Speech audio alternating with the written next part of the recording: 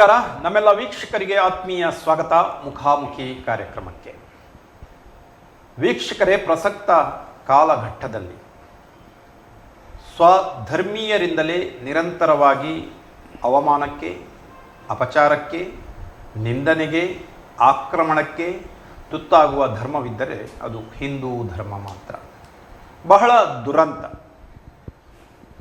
ಹಿಂದೂಗಳೇ ಈ ಧರ್ಮವನ್ನು ಏನೋ ದೊಡ್ಡ ದೊಡ್ಡ ರೋಗಗಳಿಗೆ ಹೋಲಿಸಿಕೊಳ್ತಾ ಇದ್ದಾರೆ.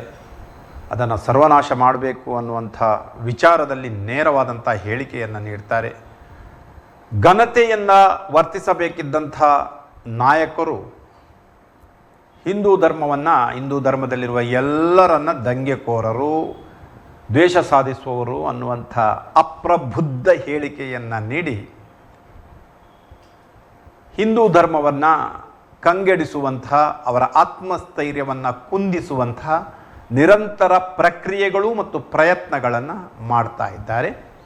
ಈ ವಿಪರೀತ ತುಷ್ಟೀಕರಣದ ನೀತಿಯಿಂದ ಹಿಂದೂಗಳ ಮೇಲಿನ ದಬ್ಬಾಳಿಕೆಗಳು, ದೌರ್ಜನ್ಯಗಳು ಇಂದು ಹೆಚ್ಚುತ್ತಾ ಇದೆ.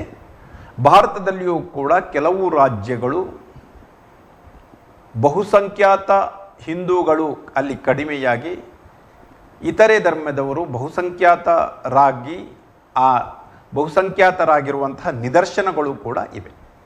ಅದೇನೇ ಇರಲಿ, ನಮ್ಮದು ಸಾಮರಸ್ಯ ಭಾರತ, ಸೌಹಾರ್ದ ಭಾರತ, ಅದನ್ನು ಒಪ್ಪಿಕೊಳ್ಳೇಬೇಕು, ಎಲ್ಲ ಧರ್ಮದವರು ಒಟ್ಟಾಗಿ ಬೇಕು. ಆದರೆ ಈ ನಿರಂತರವಾದಂಥ ಪ್ರಹಾರಗಳು ಹಿಂದೂ ಧರ್ಮದ ಮೇಲೆ ಏಕೆ ಎನ್ನುವಂಥ ಜಿಜ್ಞಾಸೆ ಪ್ರತಿ ಸಂದರ್ಭದಲ್ಲಿಯೂ ಕೂಡ ಕೇಳಿ ಬರ್ತಾ ಇದೆ. ಇದಕ್ಕೆ ಸ್ಪಷ್ಟ ಉದಾಹರಣೆ ಅಂದರೆ, ಒಂದು ಧರ್ಮದ ಬಗ್ಗೆ ಇರುವಂತಹ ಒಂದು ರೀತಿಯ ಅಭಿಮಾನ ಇಲ್ಲದೇ ಇರುವುದು ಮತ್ತು ಹಿಂದೂ ಧರ್ಮದ ವಿಚಾರವಾಗಿ ಯಾರೇ ಹೇಳಿಕೆ ಕೊಟ್ಟರೂ ಕೂಡ ಯಾವುದೇ ಧಾರ್ಮಿಕ ಮುಖಂಡ ಮತ್ತು ಹಿಂದೂ ಧರ್ಮೀಯರು ಖಂಡಿಸದೇ ಇರುವುದು ಮತ್ತು ಪ್ರತಿಭಟನೆಗಳನ್ನು ಮಾಡದೇ ಇರುವುದು ಕೂಡ ಒಂದು ನಿದರ್ಶನ, ಒಂದು ಕಾರಣ. ಇಂಥ ಹೇಳಿಕೆಗಳು ಬಂದಾಗಲೆಲ್ಲ ಯಾರೂ ಹೇಳಿಕೆ ಕೊಡೋದಿಲ್ಲ, ಸ್ವಾಮೀಜಿಗಳು ಹೇಳಿಕೆ ಕೊಡೋದಿಲ್ಲ, ಖಂಡನಾತ್ಮಕ ನಿರ್ಣಯವಾಗೋದಿಲ್ಲ. ಅಂದರೆ ಹಿಂದೂ ಧರ್ಮದಲ್ಲಿ ಒಂದು ಪದ್ಧತಿ ಇದೆ. ನಾವೇನಾದರೂ ಹಿಂದೂ ಧರ್ಮದ ಉಪಜಾತಿಗಳಾದಂಥ, ಈಗ ಬೇರೆ ಬೇರೆ ಉಪಜಾತಿಗಳಿವೆ, ಅವರ ಬಗ್ಗೆ ಹೇಳಿಕೆ ಕೊಟ್ಟರೆ ಎಲ್ಲರೂ ಕೂಡ ಒಟ್ಟಾಗ್ತಾರೆ. ಬಟ್ ಸಮಗ್ರವಾದಂಥ ಹಿಂದೂ ಧರ್ಮದ ಸೂರಿನಡಿ ಯಾರೂ ಒಟ್ಟಾಗೋದಿಲ್ಲ. ಇದು ಕೂಡ ದುರಂತ. ತಿಳಿಯಬೇಕಾದದ್ದು ಇಷ್ಟೇ, ಹಿಂದೂ ಧರ್ಮ ಅನ್ನೋದು ತಾಯಿ ಬೇರು. ಆ ತಾಯಿ ಬೇರಿನ ಮೇಲೆ ಇರುವಂಥ ಇತರ ಬೇರುಗಳು ಈ ಸಮಾಜ ಸಮುದಾಯಗಳು. ತಾಯಿ ಬೇರೆ ನಾಶ ಆದರೆ ಆ ಇತರ ಬೇರುಗಳಿಗೆ ಅಲ್ಲಿ ಏನು ಕೆಲಸ, ಜೀವಂತವಾಗಲಿಕ್ಕೆ ಸಾಧ್ಯ ಇದೆಯಾ? ಈ ಸಂದರ್ಭದಲ್ಲಿ ವಿವೇಚನೆ ಮಾಡೋದು ಒಂದಷ್ಟು ಅನಿವಾರ್ಯ. ಬನ್ನಿ ವೀಕ್ಷಕರೇ, ಇದಕ್ಕೆ ಇತ್ತೀಚೆಗೆ ಸೇರ್ಪಡೆಗೊಂಡಂಥ ಮತ್ತೊಂದು ದೌರ್ಜನ್ಯ ಅಂದರೆ ಬಾಂಗ್ಲಾದೇಶದ ಹಿಂದೂಗಳ ಪರಿಸ್ಥಿತಿ. ಬಾಂಗ್ಲಾದೇಶದ ವಿದ್ಯಮಾನಗಳು ಬಹುತೇಕವಾಗಿ ಅಲ್ಲಿ ಕ್ಷಿಪ್ರ ಕ್ರಾಂತಿ, ಆನಂತರ ಅಲ್ಲಿಯ ಸರ್ಕಾರದ ಪತನ, ಇದರ ಬಗ್ಗೆ ಎಲ್ರಿಗೂ ತಿಳಿದಿದೆ. ಆ ನಂತರದ ದಿನಗಳಲ್ಲಿ ಆ ಕಾರಣವನ್ನು ಇಟ್ಟುಕೊಂಡು ಹಿಂದೂಗಳ ಮೇಲಿನ ದಬ್ಬಾಳಿಕೆ ನಿರಂತರವಾಗಿ ಸಾಗ್ತಾ ಇದೆ. ಇದು ಈ ಬಾಂಗ್ಲಾದೇಶ ದೇಶವಾಗಿ ಅಲ್ಲಿ ಆದ ನಂತರ ಆದಂತಹ ಕೆಲವೊಂದು ಹಿಂದೂಗಳ ಮೇಲಿನ ದಬ್ಬಾಳಿಕೆಗಳು ಕೂಡ ಇತ್ತೀಚಿನ ದಿನಗಳಲ್ಲಿ ಹೆಚ್ಚುತ್ತಾ ಇವೆ. ಬನ್ನಿ, ಏನು ಬಾಂಗ್ಲಾದೇಶದಲ್ಲಿ ಹಿಂದೂಗಳ ಪರಿಸ್ಥಿತಿ ಮತ್ತು ನಮ್ಮ ರಾಷ್ಟ್ರದಲ್ಲಿ ಇಂಥ ಪರಿಸ್ಥಿತಿಗಳು ಮುಂದುವರೆದರೆ ಮುಂದೆ ಆಗುವಂಥ ಅನಾಹುತಗಳೇನು, ಈ ಎಲ್ಲ ವಿಚಾರಗಳ ಬಗ್ಗೆ ಒಂದಷ್ಟು ವಿಚಾರ, ಚಿಂತನ, ಮಂಥನವನ್ನು ನಡೆಸಲಿಕ್ಕೆ ನಮ್ಮೊಂದಿಗಿದ್ದಾರೆ ಶ್ರೀಯುತ ವಿಜಯಕುಮಾರ್ ರವರು, ಮಂಗಳೂರು ಜಿಲ್ಲಾ ಸಮನ್ವಯಕಾರರು, ಹಿಂದೂ ಜನಜಾಗೃತಿ ಸಮಿತಿ ದಕ್ಷಿಣ ಕನ್ನಡ ಜಿಲ್ಲೆ, ಇದರ ಸಮನ್ವಯಕಾರರಾಗಿ ಕರ್ತವ್ಯವನ್ನು ನಿರ್ವಹಿಸ್ತಾ ಇದ್ದಾರೆ. ಅವರಿಗೆ ನಮ್ಮ ವಾಹಿನಿಯ ಪರವಾಗಿ, ವೀಕ್ಷಕ ಬಾಂಧವರ ಪರವಾಗಿ ಹೃತ್ಪೂರ್ವಕವಾದಂಥ ಸ್ವಾಗತ. ಸರ್, ತಮಗೆ ಆತ್ಮೀಯವಾದಂಥ ಸ್ವಾಗತ ಕಾರ್ಯಕ್ರಮಕ್ಕೆ. ಸರ್, ಈಗ ಬಾಂಗ್ಲಾದ ಪ್ರಸಕ್ತ ಪರಿಸ್ಥಿತಿ ಹೇಗಿದೆ ಮತ್ತು ಅಲ್ಲಿ ಹಿಂದೂಗಳ ಮೇಲೆ ಯಾವ ಯಾವ ಅಕ್ರಮಗಳು ನಡೀತಾ ಇವೆ? ಹಿಂದೂಗಳ ಬಗ್ಗೆ ನಾವು ಈಗ ನೀವು ಹೇಳಿದಾಗೇ ಇಡೀ ಜಗತ್ತಿನಲ್ಲಿ ಹಿಂದೂಗಳ ಸ್ಥಿತಿ ತುಂಬ ದಯನೀಯ ಸ್ಥಿತಿಯಲ್ಲಿದೆ. ಇದು ಇವತ್ತು ನಿನ್ನೆದ್ದಂತಲ್ಲ, ಸಾವಿರಾರು ವರ್ಷಗಳಿಂದ ಕೂಡ ನಮ್ಮ ಧರ್ಮದ ಮೇಲೆ ನಿರಂತರವಾಗಿ ದಾಳಿ ನಡೀತಾನೆ ಬಂದಿದೆ. ಅದನ್ನು ನಾವು ಇವತ್ತಿನ ಈ ಪರಿಸ್ಥಿತಿಯಲ್ಲಿ ಗಮನಿಸಿದರೆ ಇತ್ತೀಚೆಗೆ ಬಾಂಗ್ಲಾದ ಉದಾಹರಣೆಯನ್ನು ನಾವು ನೋಡಬಹುದು. ಬಾಂಗ್ಲಾದೇಶದಲ್ಲಿ ಇತ್ತೀಚೆಗೆ ಮೀಸಲಾತಿಯಿಂದ ಪ್ರಾರಂಭ ಆದಂತಹ ಒಂದು ಏನು ಈ ಪ್ರತಿಭಟನೆ, ವಿದ್ಯಾರ್ಥಿಗಳ ಒಂದು ಹೋರಾಟ ಅದು ಇವತ್ತು ಹಿಂಸಾಚಾರವಾಗಿ ಪರಿವರ್ತನೆಗೊಂಡು ಅಲ್ಲಿ ಬಾಂಗ್ಲಾದೇಶದಲ್ಲಿ ನಮ್ಮ ಶೇಖ್ ಹಸೀನಾ ಅವರು ತಮ್ಮ ಪ್ರಧಾನಿ ಹುದ್ದೆಗೂ ಕೂಡ ರಾಜೀನಾಮೆ ಕೊಡುವಂಥದ್ದಾಯಿತು. ಈ ಒಂದು ಸಂದರ್ಭದಲ್ಲಿ ಬಾಂಗ್ಲಾದೇಶದಲ್ಲಿ ಇಡೀ ಬಾಂಗ್ಲಾದೇಶ ಇವತ್ತು ಅರಾಜಕತೆಯಲ್ಲಿ ನಿರ್ಮಾಣ ಆಗಿದೆ. ಈ ಅರಾಜಕತೆ ಹೆಸರಿನಲ್ಲಿ ಏನು ಸರ್ಕಾರದ ವಿರುದ್ಧ ಏನು ಹೋರಾಟ ನಡೀತಾ ಇದೆ, ಅದು ಇವತ್ತು ಆ ಹೋರಾಟ ಅದರ ಬದಲಾಗಿ ಇವತ್ತು ಹಿಂದೂಗಳ ಮೇಲೆ ನಡೀತಾ ಉಂಟು. ಈ ಒಂದು ಪ್ರತಿಭಟನೆಗಳು ಇವತ್ತು ಹಿಂದೂಗಳನ್ನು ಗುರಿಯಾಗಿ ಇಟ್ಕೊಂಡು ಹಿಂದೂ ನಾಯಕರನ್ನು ಇವತ್ತು ಬರ್ಬರವಾಗಿ ಹತ್ಯೆ ಮಾಡ್ತಾ ಇದೆ. ಅಷ್ಟೇ ಅಲ್ಲ, ಇವತ್ತು ಬಾಂಗ್ಲಾದೇಶದಲ್ಲಿ ಸುಮಾರು 27 ಕಡೆ ಈ ದಾಳಿಗಳು ನಡೀತಾ ಇದೆ. ಈ ಮತಾಂಧ ಇಸ್ಲಾಮಿಕ್ ಪ್ರತಿಭಟನಾಕಾರರು ಇವತ್ತು ಹಿಂದೂಗಳ ಮೇಲೆ ಮತ್ತು ನಮ್ಮ ದೇವಸ್ಥಾನಗಳು, ಈಗಾಗಲೇ ಸುಮಾರು 4ಕ್ಕಿಂತಲೂ ಹೆಚ್ಚಿನ ದೇವಸ್ಥಾನಗಳಿಗೆ ದಾಳಿ ಮಾಡಿದ್ದಾರೆ, ಬೆಂಕಿ ಹಚ್ಚಿದ್ದಾರೆ. ದುರ್ದೈವ ನೋಡಿ, ಬಾಂಗ್ಲಾದೇಶದಲ್ಲಿ ಇಸ್ಕಾನ್ ದೇವಸ್ಥಾನ, ದೊಡ್ಡ ದೇವಸ್ಥಾನ ಇದೆ. ಆ ದೇವಸ್ಥಾನದಲ್ಲಿ ಸುಮಾರು ಲಕ್ಷಾಂತರ ಭಕ್ತಾದಿಗಳು ಅದಕ್ಕೆ ಬರ್ತಾ ಇದ್ದಾರೆ. ಈ ಒಂದು ದೇವಸ್ಥಾನದ ಒಂದು ವಿಚಾರವನ್ನು ನಾವು ನೋಡಿದರೆ, ಕಳೆದ ಕೋವಿಡ್ ಸಮಯದಲ್ಲಿ ಲಕ್ಷಾಂತರ ಮುಸಲ್ಮಾನರಿಗೂ ಕೂಡ ಅಲ್ಲಿ ಉಚಿತವಾಗಿ ಆಹಾರದ ವ್ಯವಸ್ಥೆಯನ್ನು ಕೂಡ ಅವತ್ತು ಆ ಇಸ್ಕಾನ್ ದೇವಸ್ಥಾನದಿಂದ ಮಾಡಿ ಆಗಿತ್ತು. ಅಂಥ ದೇವಸ್ಥಾನವನ್ನೇ ಇಸ್ಲಾಮಿಕ್ ಪ್ರತಿಭಟನಾಕಾರರು, ಆಕ್ರಮಣಕಾರಿಗಳು ಇವತ್ತು ಆ ದೇವಸ್ಥಾನವನ್ನೇ ಬೆಂಕಿ ಹಚ್ಚಿದ್ದಾರೆ, ಧ್ವಂಸ ಮಾಡಿದ್ದಾರೆ. ಹಾಗಾದರೆ ಆ ಒಂದು ಇಸ್ಲಾಮಿಕ್ ಆಕ್ರಮಣಕಾರರದ್ದು ಒಂದು ಮನಸ್ಥಿತಿ ಹೇಗಿದೆ ಅಂತೇಳಿ ನಾವು ನೋಡ್ಬೋದು. ಅಷ್ಟೇ ಅಲ್ಲ, ಇವತ್ತು ಈಗಾಗಲೇ ಸುಮಾರು ಒಂದು 10ಕ್ಕಿಂತಲೂ ಹೆಚ್ಚು ಹಿಂದೂ ನೇತಾರರನ್ನು ಬರ್ಬರವಾಗಿ ಹತ್ಯೆ ಮಾಡಿದರು. ಅಲ್ಲಿ ಹಿಂದೂಗಳ ಮೇಲೆ, ಹಿಂದೂಗಳ ಅಂಗಡಿಗಳನ್ನು ಸುಟ್ಟಾಯಿತು, ಲೂಟಿ ಮಾಡಿ ಆಯಿತು. ಹಿಂದೂಗಳ ಮನೆಗೆ ನುಗ್ಗಿ ಹಿಂದೂ ಮಹಿಳೆಯರ ಮೇಲೆ ಅತ್ಯಾಚಾರವನ್ನು ಕೂಡ ಮಾಡ್ತಾ ಇದ್ದಾರೆ. ಈ ಒಂದು ವಿಚಾರ ಇವತ್ತು ಇಡೀ ಮನುಕುಲವೇ ಕೇಳು ಕಂಡರಿಯದಂತಹ ಒಂದು ಅತ್ಯಂತ ಭಯಾನಕವಾದಂತಹ ಇಸ್ಲಾಮಿಕ್ ಜಿಹಾದಿಗಳು ಒಂದು ಹಿಂದೂಗಳ ಮೇಲೆ, ಹಿಂದೂ ಮಕ್ಕಳ ಮೇಲೆ, ಹಿಂದೂ ವಯಸ್ಕರ ಮೇಲೆ, ಹಿಂದೂ ಮಹಿಳೆಯರ ಮೇಲೆ ಇವತ್ತು ಈ ರೀತಿಯ ಅತ್ಯಾಚಾರಗಳು ಅತ್ಯಂತ ದಯನೀಯ ಸ್ಥಿತಿಯಲ್ಲಿದೆ. ಇದು ಈ ಒಂದು ವಿಚಾರ ಇವತ್ತು ನಮಗೆ ಅಲ್ಲಿ ನೋಡಲಿಕ್ಕೆ ಕೂಡ ಇವತ್ತು ಸಿಗ್ತಾ ಇದೆ. ಮತ್ತೆ ಯಾಕೆ ಇಲ್ಲಿ ಅದರ ಬಗ್ಗೆ ಯಾವುದೇ ರೀತಿಯ ಒಂದು ಪ್ರತಿಭಟನೆಗಳಾಗಲಿ, ವಿರೋಧ ಆಗಲಿ ವ್ಯಕ್ತ ಆಗಲಿಲ್ಲ, ಪಕ್ಷಾತೀತವಾಗಿ ವ್ಯಕ್ತ ಆಗಲಿಲ್ಲ? ಯಾಕಂದರೆ ನಾವು ಹಿಂದೆ ಕಂಡಾಗ ಉದಾಹರಣೆಯನ್ನು ನೀಡುವುದಕ್ಕಿಂತಲೂ ಗಾಜಾಪಟ್ಟಿಯಲ್ಲಿ ಇಸ್ರೇಲ್ ಪ್ಯಾಲೆಸ್ತೀನ್ ಕದನ ಆದಾಗ ಅಲ್ಲಿಯ ಸಮಸ್ಯೆಗಳ ಬಗ್ಗೆ ಇಲ್ಲಿಯೂ ಕೂಡ, ಬೆಂಗಳೂರಿನಲ್ಲಿಯೂ ಕೂಡ ಮುಷ್ಕರಗಳು, ಪ್ರತಿಭಟನೆಗಳು ಮತ್ತು ಆಸ್ತಿಪಾಸ್ತಿ ಹಾನಿ ಅಂತ ಘಟನೆಗಳು ನಡೆಯಿತು. ಬಟ್ ಈ ಘಟನೆಗಳ ಬಗ್ಗೆ ಇಲ್ಲಿ ಯಾವುದೇ ಹಿಂದೂ ಸಮುದಾಯ ಅಥವಾ ಇತರೆ ವ್ಯಕ್ತಿಗಳು ಅಥವಾ ಪಕ್ಷಗಳು ಖಂಡನಾತ್ಮಕ ನಿರ್ಣಯವನ್ನು ಕೂಡ ಯಾಕೆ ಕೈಗೊಳ್ಳಿಲ್ಲ ಮತ್ತು ಪ್ರತಿಭಟನೆ ವಿರೋಧವನ್ನು ಯಾಕೆ ವ್ಯಕ್ತಪಡಿಸ್ತಿಲ್ಲ? ನೀವು ಹೇಳಿದಾಗೆ 1971ರಲ್ಲಿ ಬಾಂಗ್ಲಾ ಸ್ವತಂತ್ರವಾದಾಗ ಆಗಿನ ರಜಾಕರ ಒಂದು ಮಿಲಿಟ್ರಿ ಮತ್ತು ಇಸ್ಲಾಮಿಕ್ ಆಕ್ರಮಣಕಾರರು ಇದೇ ರೀತಿ ಲಕ್ಷಾಂತರ ಹಿಂದೂಗಳ ಮೇಲೆ ದಬ್ಬಾಳಿಕೆಯನ್ನು ಮಾಡಿದ್ದಾರೆ. ಇನ್ನು ಲಕ್ಷಾಂತರ ಹಿಂದೂಗಳನ್ನು ಹತ್ಯೆಯನ್ನು ಕೂಡ ಮಾಡಿದ್ದಾರೆ, ನಿರಾಶ್ರಿತರನ್ನಾಗಿ ಮಾಡಿದ್ದಾರೆ. ಅದೇ ರೀತಿ ಈಗ 2024ರಲ್ಲಿ ಇಂಥ ಪರಿಸ್ಥಿತಿ ನಿರ್ಮಾಣ ಆಗ್ತಾ ಇದೆ ಅಂತೇಳಿದರೆ ಇದು ಅತ್ಯಂತ ಅಪಾಯಕಾರಿ. ನೀವು ಹೇಳಿದಾಗೆ ಇದೊಂದು ದುರ್ದೈವ ಅಂತ ಹೇಳ್ಬೋದು. ಒಂದು ಗಾಜಾಪಟ್ಟಿಯಲ್ಲಿ ಪ್ಯಾಲೆಸ್ತೀನ್ ಅಲ್ಲಿ ಏನಾದರೂ ಘಟನೆ ಆದರೆ ಅದು ವಿಶ್ವಸಂಸ್ಥೆಯಲ್ಲಿ ಚರ್ಚೆಗಳಾಗ್ತದೆ, ಅದರ ಬಗ್ಗೆ ನಿರ್ಣಯಗಳಾಗ್ತದೆ. ಅದರ ಬಗ್ಗೆ ನೀವು ದೇಶದಾದ್ಯಂತ ಎಲ್ಲ ಕಡೆ ಕೂಡ ಅದು ಪ್ರತಿಭಟನೆಗಳು ನಡೀತದೆ. ಆದರೆ ಇದು ಈ ಒಂದು ಬಾಂಗ್ಲಾದೇಶದ ಒಂದು ಹಿಂದೂಗಳಿಗೆ ಇಷ್ಟೆಲ್ಲ ಅನ್ಯಾಯ ಆದರೂ ಕೂಡ ವಿಶ್ವಸಂಸ್ಥೆಯಲ್ಲಿ ಆಗಲಿ ಎಲ್ಲಿಯೂ ಕೂಡ ಯಾರು ಕೂಡ ಇದರ ಬಗ್ಗೆ ಮಾತಾಡ್ತಾ ಇಲ್ಲ ಅಂತ ಹೇಳುವಂಥದ್ದು ದೊಡ್ಡ ಒಂದು ಬೇಸರದ ಸಂಗತಿ.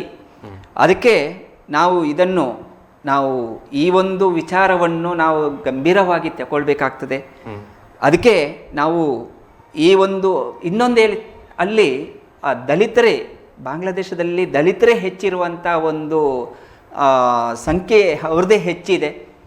ಈ ಸಂದರ್ಭದಲ್ಲಿ ಕೂಡ ಈ ದಲಿತರಿಗೇ ಇಷ್ಟೆಲ್ಲ ಅನ್ಯಾಯ ಆಗ್ತಾ ಇದೆ ಅಂತ ಹೇಳಿದ್ರೆ ಯಾರು ಕೂಡ ಮಾತಾಡದಿರುವಂಥದ್ದು ಒಂದು ದೊಡ್ಡ ದುರ್ದೈವ ಇದು. ಅದರಿಂದ ಇವತ್ತು ನಾವು ಈ ಒಂದು ವಿಚಾರದಲ್ಲಿ ನಮ್ಮ ಕೇಂದ್ರ ಸರ್ಕಾರಕ್ಕೂ ಕೂಡ ಈ ಒಂದು ಗಮನಕ್ಕೆ ಹಿಂದೂ ಜನಜಾಗೃತಿ ತರ್ತಾ ಇದೆ, ಸಮಿತಿ ತರ್ತಾ ಇದೆ. ಇದು ನೀವು ಹೇಳಿದಾಗೇ ಏನು ಒಂದು ಯಾವ ರೀತಿಯಲ್ಲಿ ಒಂದು ದೊಡ್ಡ ಒಂದು ಹೋರಾಟದ ರೀತಿಯಲ್ಲಿ ಆಗಬೇಕಿತ್ತು, ಇವತ್ತು ಅದು ಆಗ್ತಾ ಇಲ್ಲ ಅಂತ ಹೇಳುವಂಥದ್ದು ನಮ್ಮ ಒಂದು ದುರ್ದೈವ ಅಂತ ಹೇಳ್ಬೋದು ಇದು. ಓಕೆ ಸರ್, ಇಂತಹ ಆಕ್ರಮಣಗಳು ಇದು ಮೊದಲ ಬಾರಿ ಅಲ್ಲ. ಯಾಕಂದರೆ ಬಾಂಗ್ಲಾ ವಿಮೋಚನೆಯ ಸಂದರ್ಭದಲ್ಲೂ ನಡೀತಂತ ತಾವೇ ಹೇಳಿದ್ರಿ. ಬಾಂಗ್ಲಾ ವಿಮೋಚನೆಯ ಆರಂಭದಲ್ಲಿ ಹಿಂದೂಗಳ ಸಂಖ್ಯೆ ಅಲ್ಲಿ 30% ಇತ್ತು. ಅದು ಈಗ 8 ತಲುಪಿದೆ. ಇದು ಬಹಳ ಒಂದು ಕಳವಳಕಾರಿಯಾದಂಥ ಅಂಶ. ಈ ಸಂದರ್ಭವನ್ನು ನೆನೆಸಿಕೊಂಡ್ರೆ ಇಂಥ ಆಕ್ರಮಣಗಳು ಅಲ್ಲಿ ನಿರಂತರವಾಗಿ ಆಗ್ತಾ ಇತ್ತ. ಈ ನಿರಂತರ ಆಕ್ರಮಣಗಳನ್ನು ನಡೆಯುತ್ತಿರುವಾಗಲೂ ಕೂಡ ಯಾವುದೇ ರೀತಿಯ ಇದನ್ನು ನಿಲ್ಲಿಸುವಂಥ ಪ್ರಯತ್ನ ವಿಶ್ವಸಂಸ್ಥೆಯ ಮೂಲಕವಾಗಲಿ ಅಥವಾ ಇತರ ಹಿಂದೂ ಸಂಘಟನೆಗಳ ಮೂಲಕವಾಗಲಿ ಅಥವಾ ಭಾರತದಿಂದಾಗಲಿ ಏನಾದರೂ ಸಾಧ್ಯ ಆಗಿದೆಯಾ? ನೀವು ಹೇಳಿದಾಗೆ 1951ರಲ್ಲಿ ಅಲ್ಲಿನ ನಮ್ಮ ಹಿಂದೂಗಳ ಇದೇ ಸರ್ಕಾರದ ಜನಗಣತಿ ಪ್ರಕಾರ, ಅಧಿಕೃತ ಜನಗಣತಿ ಪ್ರಕಾರ ಹಿಂದೂಗಳು 22% ಹಿಂದೂಗಳ ಸಂಖ್ಯೆ ಇತ್ತು. ಸರಿ. ಬರ್ತ 1990ರ ಹೊತ್ತಿಗೆ ಬಂದಾಗ ಅದು 15%ಗೆ ಇಳಿಯಿತು. ಆನಂತರ 2011ರ ಅಧಿಕೃತ ಜನಗಣತಿ ಪ್ರಕಾರ ನೋಡಿದಾಗ 8.5%ಗೆ ಬಂತು ಹಿಂದೂಗಳ. ಈಗ ಪ್ರಸ್ತುತ 2022ರ ಒಂದು ಜನಗಣತಿ ಪ್ರಕಾರ ನಾವು ನೋಡಿದರೆ ಅದು 8%ಗಿಂತಲೂ ಕಡಿಮೆ ಆಗಿದೆ. ಬರ್ತಾ ಬರ್ತಾ ಇದೇ ಪ್ರಕಾರ ಹೋದರೆ ನಾವು ಮುಂದೆ ಅಲ್ಲಿಯ ಹಿಂದೂಗಳ ಸಂಖ್ಯೆ ಸಂಪೂರ್ಣ ನಾಶ ಆಗಲಿಕ್ಕಿದೆ. ಅದೇ ನಾವು ಮುಸಲ್ಮಾನರ ಸಂಖ್ಯೆ ಅಲ್ಲಿ ನೋಡಿದರೆ 1951ರಲ್ಲಿ ಸುಮಾರು 76% ಇದ್ದ ಮುಸಲ್ಮಾನರು ಇವತ್ತು ಸುಮಾರು 2022ಕ್ಕೆ ಅವರದು 91%ಗೆ ತಲುಪಿದ್ದಾರೆ. ಈ ರೀತಿಯಾಗಿ ನಾವು ನೋಡಿದರೆ ಅಲ್ಲಿಯ ಹಿಂದೂಗಳ ಸ್ಥಿತಿ ತುಂಬ ಭಯಾನಕ ಇದೆ. ನಾವು ಒಂದು ಅಂಕಿಅಂಶದ 1964ರಿಂದ 2013ರವರೆಗೆ ನಾವು ಅಲ್ಲಿಯ ಒಂದು ಅಧ್ಯಯನ ಪ್ರಕಾರ 1,10,00,000ಕ್ಕಿಂತಲೂ ಹೆಚ್ಚಿನ ಹಿಂದೂಗಳು ಧಾರ್ಮಿಕ ಕಿರುಕುಳದಿಂದಾಗಿ ಅಲ್ಲಿಂದ ಪಲಾಯನ ಮಾಡಿದ್ದಾರೆ. ಅಷ್ಟೇ ಅಲ್ಲ, 2000ರಿಂದ 2010ರ ನಡುವೆ ಸುಮಾರು ದೇಶದ ಜನಸಂಖ್ಯೆಯಲ್ಲಿ 10 ಲಕ್ಷ ಹಿಂದೂಗಳು ಅಲ್ಲಿಂದ ಕಣ್ಮರೆಯಾಗಿದ್ದಾರೆ. ಆದ್ರಿಂದ ಇದು 2011ರ ಜನಗಣತಿಯ ಆಧಾರದ ಮೇಲೆ ಇದೊಂದು ಅಂಕಿಅಂಶ. ಇದೇ ರೀತಿ ಒಂದು ವೇಳೆ ಮುಂದುವರೆದ್ರೆ ಅಲ್ಲಿನ ಹಿಂದೂಗಳ ಸ್ಥಿತಿ ಏನಾಗ್ಬೋದು? ಬಟ್ ಈ ಆಕ್ರಮಣಗಳು ಯಾಕೆ ನಿರಂತರವಾಗಿ ನಡೀತಾ ಇದೆ? ಈಗ ಶೇಖ್ ಹಸೀನಾ ಅವಾಮಿ ಲೀಗ್ ಒಂದಷ್ಟು ಹಿಂದೂಗಳಿಗೆ ಒಂದಷ್ಟು ಹೆಲ್ಪ್ ಮಾಡ್ತಾ ಇತ್ತು, ಹಿಂದೂಗಳ ಪರವಾಗಿತ್ತು. ಆದರೂ ಕೂಡ ಈ ದೌರ್ಜನ್ಯಗಳು, ದಬ್ಬಾಳಿಕೆಗಳು ಇದೆಲ್ಲ ಹೇಗೆ ಸಂಭವಿಸ್ತದೆ? ಒಂದೇ ಅವ್ರದ್ದು ಉದ್ದೇಶ ಒಂದೇ. ನಿಜವಾಗಿ ನೀವು ಹೇಳಿದಾಗೇನೆ ಅಲ್ಲೇ ಹಿಂದೂಗಳು ಯಾವ ರೀತಿ ಏನಾದರೂ ಒಂದು ಅನ್ಯಾಯ ಮಾಡಿರ್ಬೋದಾ, ಅತ್ಯಾಚಾರಗಳನ್ನು ಮಾಡಿದಾರ, ಅಥವಾ ಸರ್ಕಾರದ ವಿರುದ್ಧ ಏನಾದರೂ ಅಲ್ಲಿಯ ಪ್ರತಿಭಟನೆಗಳು ಆಗಿದ, ಅಥವಾ ಈಗಿನ ನಡೆಯುವಂಥ ಲವ್ ಜಿಹಾದ್ ಏನಾದರೂ ಹಿಂದೂಗಳು ಮುಸಲ್ಮಾನರ ಬಗ್ಗೆ ಏನಾದರೂ ಮಾಡಿದ್ದಾರೆ? ಏನೂ ಇಲ್ಲ. ಇದು ಒಂದೇ ಒಂದು ಉದ್ದೇಶ, ಇಡೀ ಭಾರತವನ್ನಿರ್ಬೋದು, ಇಡೀ ಜಗತ್ತನ್ನೇ ಇಸ್ಲಾಮಿಕ್ ರಾಷ್ಟ್ರವನ್ನಾಗಿ ಮಾಡುವಂಥ ದೊಡ್ಡ ಹುನ್ನಾರ ಇದು. ಈ ಒಂದು ಹುನ್ನಾರದಿಂದಾಗಿ ನಮ್ಮ ಹಿಂದೂಗಳನ್ನು ಸರ್ವನಾಶ ಮಾಡಿ ಇಡೀ ಭಾರತವನ್ನು ಕೂಡ ಅದು ಇಸ್ಲಾಮಿಕ್ ರಾಷ್ಟ್ರವನ್ನಾಗಿ ಮಾಡುವಂಥ ಒಂದು ಪ್ರಯತ್ನಗಳು ನಿರಂತರವಾಗಿ ನಡೀತಾ ಇದೆ. ಆ ಉದ್ದೇಶದಿಂದ ಇದೆಲ್ಲ ಘಟನೆಗಳು ನಡೀತಾ ಇದೆ. ಯಾವ ರೀತಿ ನಾವು ಈ ಒಂದು ಬಾಂಗ್ಲಾದನ್ನು ನೋಡ್ಬೋದು, ಈಗ ನಮ್ಮ ಭಾರತದಲ್ಲಿ ಕೂಡ ಬೇರೆ ಬೇರೆ ರೀತಿಯಲ್ಲಿ ನಡೀತಿರುವಂಥ ಘಟನೆಗಳನ್ನು ನೋಡಿದಾಗ ಇದನ್ನು ಹಿಂದೂಗಳ ಒಂದು ಇಡೀ ಒಂದು ಸರ್ವನಾಶ ಮಾಡುವಂಥ ಒಂದು ದೊಡ್ಡ ಷಡ್ಯಂತ್ರ ಇದು. ಬಾಂಗ್ಲಾದೇಶದ ಈ ಪರಿಸ್ಥಿತಿಗೂ ನಮ್ಮ ಭಾರತದಲ್ಲಿನ ಹಿಂದೂಗಳು ಮುಂದೆ ಏನಾದರೂ ಸಮಸ್ಯೆ ಆಗಬಹುದಂತ ಯಾವ ರೀತಿಯಲ್ಲಿ ಇದನ್ನು ಸಮೀಕರಿಸ್ತೀರಿ ತಾವು? ಇದು ಕೇವಲ ಸಂದೇಹಾಸ್ಪದವಾದಂತಹ ವಿಚಾರವೋ ಅಥವಾ ಅದರಲ್ಲಿ ನಿಜ ಇದೆಯಾ, ಸತ್ಯ ಇದೆಯಾ? ಈಗ ನಾವು ನೋಡಿದರೆ ಬಾಂಗ್ಲಾದೇಶದಲ್ಲಿ ನಡೀತಿರುವಂಥ ಘಟನೆಯನ್ನು ನೋಡಿದರೆ ಅಲ್ಲಿನ ಇಸ್ಲಾಮಿಕ್ ಆಕ್ರಮಣಕಾರರು ಮಾಡ್ತಿರುವಂಥ ಈ ಒಂದು ದೌರ್ಜನ್ಯವನ್ನು ನೋಡಿದರೆ ಮುಂದೆ ಅದರಿಂದ ಇಸ್ಲಾಮಿಕ್ ಭಯೋತ್ಪಾದಕರಿಗೆ ಆತ್ಮಸ್ಥೈರ್ಯ ತುಂಬುವಂಥ ಒಂದು ಘಟನೆ ನಿರ್ಮಾಣ ಆಗ್ಬೋದು. ಆ ಘಟನೆ ಭಾರತದಲ್ಲಿಯೂ ಕೂಡ ಆಗದಿರಲಿಕ್ಕೆ ಸಾಧ್ಯ ಇದೆ, ಆಗಲಿಕ್ಕೆ ಸಾಧ್ಯ ಇದೆ. ಯಾಕಂತ ಹೇಳಿದರೆ ಅಲ್ಲಿನ ಇಸ್ಲಾಮಿಕ್ ಭಯೋತ್ಪಾದಕರು ಇಲ್ಲಿನ ಗೌಪ್ಯವಾದ ಒಂದು ರೀತಿಯಲ್ಲಿ ನಮ್ಮ ಭಾರತದಲ್ಲಿಯೂ ಕೂಡ ಅವರ ಸಹಾಯಕರೊಂದಿಗೆ ಇಲ್ಲಿ ಕೂಡ ದೊಡ್ಡ ಮಟ್ಟದಲ್ಲಿ ಗಲಭೆಗಳನ್ನು ನಿರ್ಮಿಸುವಂಥ ಪರಿಸ್ಥಿತಿ ನಿರ್ಮಾಣ ಆಗ್ಬೋದು. ಅದಕ್ಕೆ ನಾವು ಈಗಾಗಲೇ ನಮ್ಮ ಸರ್ಕಾರ ಇರ್ಬೋದು, ಪೊಲೀಸ್ ಇಲಾಖೆ ಇರ್ಬೋದು, ಅಥವಾ ನಾವೆಲ್ಲರೂ ಕೂಡ ಭಾರತದ ಪ್ರತಿಯೊಬ್ಬ ಪ್ರಜೆಗಳು ಕೂಡ ಇದರಿಂದ ಜಾಗೃತರಾಗಿ ಇರುವಂಥ ಒಂದು ಪರಿಸ್ಥಿತಿ ನಿರ್ಮಾಣ ಆಗಬೇಕಾಗಿದೆ. ಯಾಕಂತ ಕೇಳಿದರೆ ಈಗಾಗಲೇ ಅಲ್ಲಿಂದ ಈಗ ಬಾಂಗ್ಲಾದೇಶದಿಂದ ಸುಮಾರು ಸಾವಿರಾರು ಹಿಂದೂಗಳು ಅಲ್ಲಿಂದ ಈಗ ತಮ್ಮ ಪ್ರಾಣ ರಕ್ಷಣೆಗಾಗಿ ಭಾರತಕ್ಕೆ ಬರಲಿಕ್ಕೆ ಗಡಿಯಲ್ಲಿ ಕಾಯ್ತಾ ಇದ್ದಾರೆ. ಈ ಒಂದು ಸಂದರ್ಭದಲ್ಲಿ ನಾವು ಒಂದೇ ಹೇಳೋದು, ಈಗ ಭಾರತ ಸರ್ಕಾರ ಕೂಡ ಆ ಹಿಂದೂಗಳಿಗೆ ಏನು ಅಲ್ಲಿಂದ ಪ್ರಾಣ ರಕ್ಷಣೆಗಾಗಿ ಬರ್ತಿರುವಂಥ ಹಿಂದೂಗಳಿಗೂ ಕೂಡ ಅಲ್ಲಿ ನಮಗೆ ಭಾರತದ ಏನು CAA ಕಾನೂನಿನ ಪ್ರಕಾರ ಅವರಿಗೆ ಆಶ್ರಯವನ್ನು ಕೂಡ ನೀಡಬೇಕು. ಈ ಸಂದರ್ಭದಲ್ಲಿ ಇನ್ನೊಂದು ಏನಿದೆ, ಈಗಾಗಲೇ ನಮ್ಮ ಭಾರತದಲ್ಲಿ 5 ಕೋಟಿಗಿಂತಲೂ ಹೆಚ್ಚಿನ ಒಂದು ಬಾಂಗ್ಲಾದೇಶದ ನುಸುಳುಕೋರರು ನಮ್ಮ ಭಾರತಕ್ಕೆ ಬಂದಿದ್ದಾರೆ. ಅವರು ಯಾವ ಸಂದರ್ಭದಲ್ಲಿಯೂ ಕೂಡ ಇಲ್ಲಿ ಗಲಭೆಗಳನ್ನು ಮಾಡುವಂತ ಅಭದ್ರತೆಯನ್ನು ಸೃಷ್ಟಿ ಮಾಡಬಹುದು. ಈ ಸಂದರ್ಭದಲ್ಲಿ ಈಗ ಏನು ಆ ಒಂದು ಹಿಂದೂಗಳು ಕೂಡ ಈ ಭಾರತಕ್ಕೆ ನುಸುಳುವಂಥ ಸಮಯದಲ್ಲಿ ಅವರು ಕೂಡ ಹೆಚ್ಚಿನ ಸಂಖ್ಯೆಯಲ್ಲಿ ನುಸುಳುವಂಥ ಸಾಧ್ಯತೆ ಇದೆ. ಅದಕ್ಕೆ ಕೂಡ ಭಾರತದ ಈ ಒಂದು ಗಡಿ ಪ್ರದೇಶದಲ್ಲಿ ಇದರ ಬಗ್ಗೆ ಕೂಡ ಕಟ್ಟೆಚ್ಚರವನ್ನು ವಹಿಸಬೇಕಾದಂಥ ಪರಿಸ್ಥಿತಿ ನಿರ್ಮಾಣ ಆಗಿದೆ. ಅದರಿಂದ ಯಾವ ಸಮಯದಲ್ಲಿಯೂ ಕೂಡ ಭಾರತದಲ್ಲಿಯೂ ಕೂಡ ಇಂತಹ ಒಂದು ಘಟನೆಗಳು ನಡೀಲಿಕ್ಕೆ ದಿನ ದೂರ ಇಲ್ಲ ಅಂತೇಳಿ ಹೇಳ್ಬೋದು. ಅವರ ಎಲ್ಲ ತಯಾರಿಗಳು ಇವತ್ತೀಗ ನಡೀತಾ ಇದೆ. ಅದರಿಂದ ನಾವು ಇದರ ಬಗ್ಗೆ ಜಾಗೃತಿ ಆಗುವಂಥದ್ದು ತುಂಬ ಮಹತ್ವದ ವಿಚಾರ ಆಗಿದೆ. ಓಕೆ, ತಾವು ಹೇಳಿದ್ರಿ ವಿಶ್ವಸಂಸ್ಥೆ ಮಧ್ಯಪ್ರವೇಶಿಸಬೇಕಿತ್ತು, ಅದರ ಮಧ್ಯಪ್ರವೇಶ ಮಾಡಿಲ್ಲ. ತಮ್ಮ ಪ್ರಕಾರ ವಿಶ್ವಸಂಸ್ಥೆ ಏನು ಮಾಡಬೇಕಿತ್ತು ಮತ್ತು ಪೂರ್ವದಲ್ಲಿಯೂ ಕೂಡ ಆಗ್ತಾ ಇತ್ತು ನಿರಂತರ ದಬ್ಬಾಳಿಕೆಗಳು. ನನ್ನ ಲೆಕ್ಕದಲ್ಲಿ ವಿಶ್ವಸಂಸ್ಥೆ ಈ ಬಗ್ಗೆ ಯಾವುದೇ ರೀತಿಯ ಚಕಾರವೆತ್ತಿದ್ದು ನನ್ನ ಗಮನಕ್ಕೂ ಕೂಡ ಬಂದಿಲ್ಲ. ಅದರೊಂದಿಗೆ ವಿಶ್ವದಲ್ಲಿ ಈ ಹಕ್ಕುಗಳ ಆಯೋಗಗಳು ಇವುಗಳು ಕೂಡ ಕಾರ್ಯವನ್ನು ನಿರ್ವಹಿಸ್ತಾ ಇವೆ. ಈ ಸಂದರ್ಭದಲ್ಲಿ ಅವೆಲ್ಲ ಮೌನವಾಗಿದೆಯಾ? ಯಾಕೆ? ನಾವು ಅದನ್ನೇ ಈಗ ಸರ್ಕಾರಕ್ಕೆ ಪ್ರಶ್ನೆ ಕೇಳ್ತಾ ಇದ್ದೇವೆ. ಈಗಾಗಲೇ ಹಿಂದೂ ಜನಜಾಗೃತಿ ಸಮಿತಿ ಇರ್ಬೋದು, ಅಥವಾ ಈಗಾಗಲೇ ನಮ್ಮ ಭಾರತದ ಸುಮಾರು 57 ಜನ ಚಿಂತಕರು ಕೂಡ ನಮ್ಮ ಕೇಂದ್ರ ಸರ್ಕಾರದ ಪ್ರಧಾನಮಂತ್ರಿಯವರಿಗೆ ಮನವಿಯನ್ನು ಕೂಡ ಪತ್ರ ಮೂಲಕ ಬರೆದಿದ್ದಾರೆ. ಅಲ್ಲಿಯ ಬಾಂಗ್ಲಾದೇಶದ ಹಿಂದೂಗಳ ಒಂದು ರಕ್ಷಣೆ ಆಗಬೇಕು. ಭಾರತದ ನಮ್ಮ ಸಂಸತ್ತು ಏನಿದೆ, ಈ ಒಂದು ಇದನ್ನು ಹಿಂಸಾಚಾರವನ್ನು ಹಿಂದೂಗಳ ಮೇಲಿನ ಧಾರ್ಮಿಕ ಹಿಂಸೆ ಅಂತೇಳಿ ಅದನ್ನು ನಿರ್ಣಯ ಮಾಡಬೇಕು. ಅದಕ್ಕೆ ಅಲ್ಲಿಯ ಒಂದು ಸರ್ಕಾರಕ್ಕೆ ಕೂಡ ನಾವು ಒತ್ತಡ ಹಾಕಬೇಕು. ಅಷ್ಟೇ ಅಲ್ಲ, ಭಾರತ ಸರ್ಕಾರ ಇವತ್ತು ಇದರ ಬಗ್ಗೆ ಅಲ್ಲಿ ಏನು ನಿರಾಶ್ರಿತ ಹಿಂದೂಗಳಿರ್ಬೋದು, ಅನ್ಯಾಯಕ್ಕೊಳಗಾದ ಹಿಂದೂಗಳಿಗೆ ಇರ್ಬೋದು, ಅವರಿಗೆ ತಕ್ಷಣ ನ್ಯಾಯ ಒದಗಿಸಬೇಕಂತೇಳಿ ಭಾರತ ಸರ್ಕಾರ ಅಲ್ಲಿಗೆ ಒತ್ತಡ ಹೇರಬೇಕು. ಅದರೊಂದಿಗೆ ವಿಶ್ವಸಂಸ್ಥೆಗೂ ಕೂಡ ಅಲ್ಲಿ ಒತ್ತಡ ಹೇರಬೇಕು, ಅಲ್ಲಿಯ ವಿಷಯ ಮಂಡನೆ ಮಾಡಬೇಕು. ವಿಶ್ವಸಂಸ್ಥೆಯಿಂದ ಬಾಂಗ್ಲಾದೇಶಕ್ಕೆ ನಿಯೋಗವನ್ನು ಕಳಿಸುವಂಥ ಒಂದು ವ್ಯವಸ್ಥೆ ಆಗಬೇಕು. ಅಲ್ಲಿನ ಹಿಂದೂಗಳಿಗೆ ಅಲ್ಲಿ ನ್ಯಾಯ ಸಿಗುವಂತೆ ಮಾಡುವಂಥದ್ದು ನಮ್ಮ ಸರ್ಕಾರದಿಂದ ಆಗಬೇಕು. ಅದಕ್ಕೆ ಈಗಾಗಲೇ ಬೇರೆ ಬೇರೆ ರೀತಿಯಿಂದ ನಾವು ಸರ್ಕಾರದ ಒತ್ತಡ ಹಾಕುವಂಥದ್ದು ಪ್ರಯತ್ನಗಳು ನಡೀತಾ ಉಂಟು. ಬೇರೆ ಬೇರೆ ಈಗ ರಾಜಧಾನಿ ಬೆಂಗಳೂರಲ್ಲಿ ಕೂಡ ಹಿಂದೂ ಜನಜಾಗೃತಿ ಸಮಿತಿಯ ವತಿಯಿಂದ ದೊಡ್ಡ ಮಟ್ಟದಲ್ಲಿ ಪ್ರತಿಭಟನೆಗಳು ಕೂಡ ನಡೆಯಿತು. ಬೇರೆ ಬೇರೆ ಜಾಗದಲ್ಲಿ ಕೂಡ ಈಗ ಈ ರೀತಿಯಾಗಿ ಒತ್ತಡಗಳನ್ನು ತಂದು ಸರ್ಕಾರಕ್ಕೆ ಈ ಒಂದು ವಿಶ್ವಸಂಸ್ಥೆಗೆ ಒತ್ತಡವನ್ನು ಹೇರುವಂಥ ಪ್ರಯತ್ನ ನಮ್ಮ ಸರ್ಕಾರ ಮಾಡಬೇಕು ಅಂತೇಳಿ ಈ ಹಿಂದೂ ಜನಜಾಗೃತಿ ಸಮಿತಿ ಪ್ರಯತ್ನ ಮಾಡ್ತಾ ಇದೆ. ಬಟ್ ಈ ವಿಷಯದಲ್ಲಿ ಈಗ ಹಲವಾರು ವಿಷಯಗಳಲ್ಲಿ ಶಾಂತಿಯ ಬೋಧನೆಯನ್ನು ಮಾಡುವಂಥ, ವಿಶ್ವಶಾಂತಿಯ ಮಂತ್ರವನ್ನು ಪಠಿಸ್ತಾ ಇರುವಂಥ, ಸೌಹಾರ್ದತೆಯ ಪಾಠವನ್ನು ಹೇಳ್ತಾ ಇರುವಂಥ ಇಲ್ಲಿನ ಅನೇಕ ಪ್ರಗತಿಪರರು, ಬುದ್ಧಿಜೀವಿಗಳು, ಚಿಂತಕರು ಇದರ ಬಗ್ಗೆ ಒಂದು ಸೊಲ್ಲನ್ನು ಕೂಡ ಎತ್ತಲಿಲ್ಲ.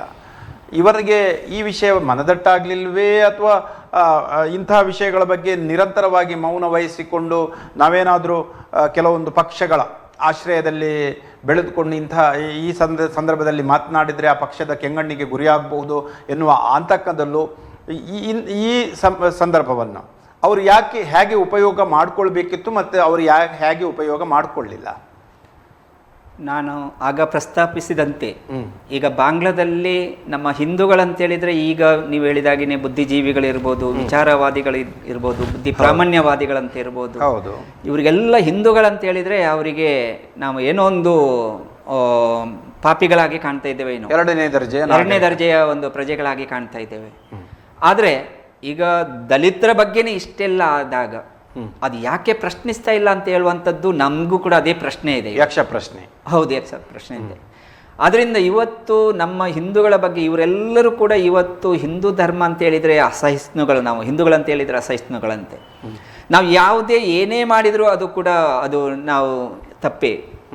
ಅದಕ್ಕೆ ನಾವು ಹಿಂದೂಗಳ ಬಗ್ಗೆ ಇಷ್ಟೆಲ್ಲ ಆದ್ರೂ ಇವತ್ತು ನಾವು ನೋಡಿದಾಗ ಹಿಂದೂ ಧರ್ಮನೇ ಇಲ್ಲ, ಹಿಂದೂ ಧರ್ಮದಲ್ಲಿ ದೇವರು ರಾಮ ದೇವರೇ ಅಲ್ಲ, ಅಥವಾ ರಾಮ ಇದು ದಶರಥ ಮಹಾರಾಜರಿಗೆ ಹುಟ್ಟಿದ್ದೇ ಅಲ್ಲ, ಭಗವದ್ಗೀತೆ ಅದು ಸುಳ್ಳು, ಏನು ಅದರಲ್ಲಿ ಧರ್ಮ ಗ್ರಂಥನೇ ಅಲ್ಲ, ಅದು ನಮ್ಮ ಹಿಂದೂ ಧರ್ಮ ಅಂತ ಹೇಳಿದರೆ ಡೆಂಗ್ಯೂ ಅಂತೆ.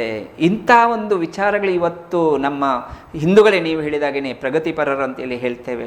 ಅದೇ ಸ್ವಧರ್ಮೀಯರಿಂದಲೇ ನಿರಂತರವಾಗಿ ಅವಮಾನಕ್ಕೊಳಗಾಗುವ ಧರ್ಮ ಅಂದರೆ ಅದು ಹಿಂದೂ ಧರ್ಮ ಅಂತ ಹೇಳ್ಬೋದು. ಇದರಿಂದ ಈ ಒಂದು ಸ್ಥಿತಿಯನ್ನು ನೋಡಿದಾಗ ನಮ್ಮ ಹಿಂದೂಗಳ ಮೇಲೆ ನಿರಂತರವಾಗಿ ಈ ರೀತಿ ನಡೀತಾ ಇದ್ರೂ ಕೂಡ ಇವರು ಮಾತಾಡದೇ ಇರುವಂಥದ್ದು ದೊಡ್ಡ ಒಂದು ವಿಷಾದನೀಯ ಒಂದು ವಿಚಾರ ಇದು. ಅದಕ್ಕಾಗಿ ನಾವು ಇಷ್ಟೆಲ್ಲ ಆದ್ರೂ ಕೂಡ ಒಂದು ಸಾಮಾನ್ಯ ಒಂದು ಕನಿಕರ ಇದ್ದಂಥ ಒಂದು ತೋರಿಸ್ಬೇಕಿತ್ತು, ಅದನ್ನು ಕೂಡ ಇವತ್ತು ತೋರಿಸ್ತಾ ಇಲ್ಲ ಅಂತ ಹೇಳಿದ್ರೆ ಇದರ ಬಗ್ಗೆ ನಾವು ವಿಚಾರ ಮಾಡಬೇಕಾಗಿದೆ ಇವತ್ತು. ಸರ್, ಈಗ ನಮ್ಮ ಭಾರತ ಸರ್ಕಾರ ಈಗ ಕ್ರಮ ಕೈಗೊಳ್ಳಬಹುದು ಮುಂದಿನ ದಿನಗಳಲ್ಲಿ. ಇದಕ್ಕೊಂದು ಶಾಶ್ವತ, ಯಾಕಂದರೆ ಒಂದು ಹಿಂದೂ ವಲಸೆ ಬರಬಹುದು, ಅದಕ್ಕಿಂತಲೂ ಮುಖ್ಯವಾಗಿ ಅಕ್ರಮ ಬಾಂಗ್ಲಾ ನುಸುಳುಕೋರರ ಸಮಸ್ಯೆ ಬಹಳ ಗಂಭೀರ ಸಮಸ್ಯೆಯಾಗಿ ಇಲ್ಲಿ ಕಾಡ್ತಾ ಇದೆ ಮತ್ತು ದೇಶದ ಭದ್ರತೆಯ ವಿಷಯದಲ್ಲಿಯೂ ಕೂಡ ಅದು ಬಹಳಷ್ಟು ಸಮಸ್ಯೆಯನ್ನು ತಂದೊಡ್ತಾ ಇದೆ. ಇಂಥ ಸಂದರ್ಭದಲ್ಲಿ ಭಾರತ ಸರ್ಕಾರ ಏನು ಮಾಡಬೇಕಿತ್ತು ಮತ್ತು ಏನು ಮಾಡಬೇಕಾಗಿದೆ?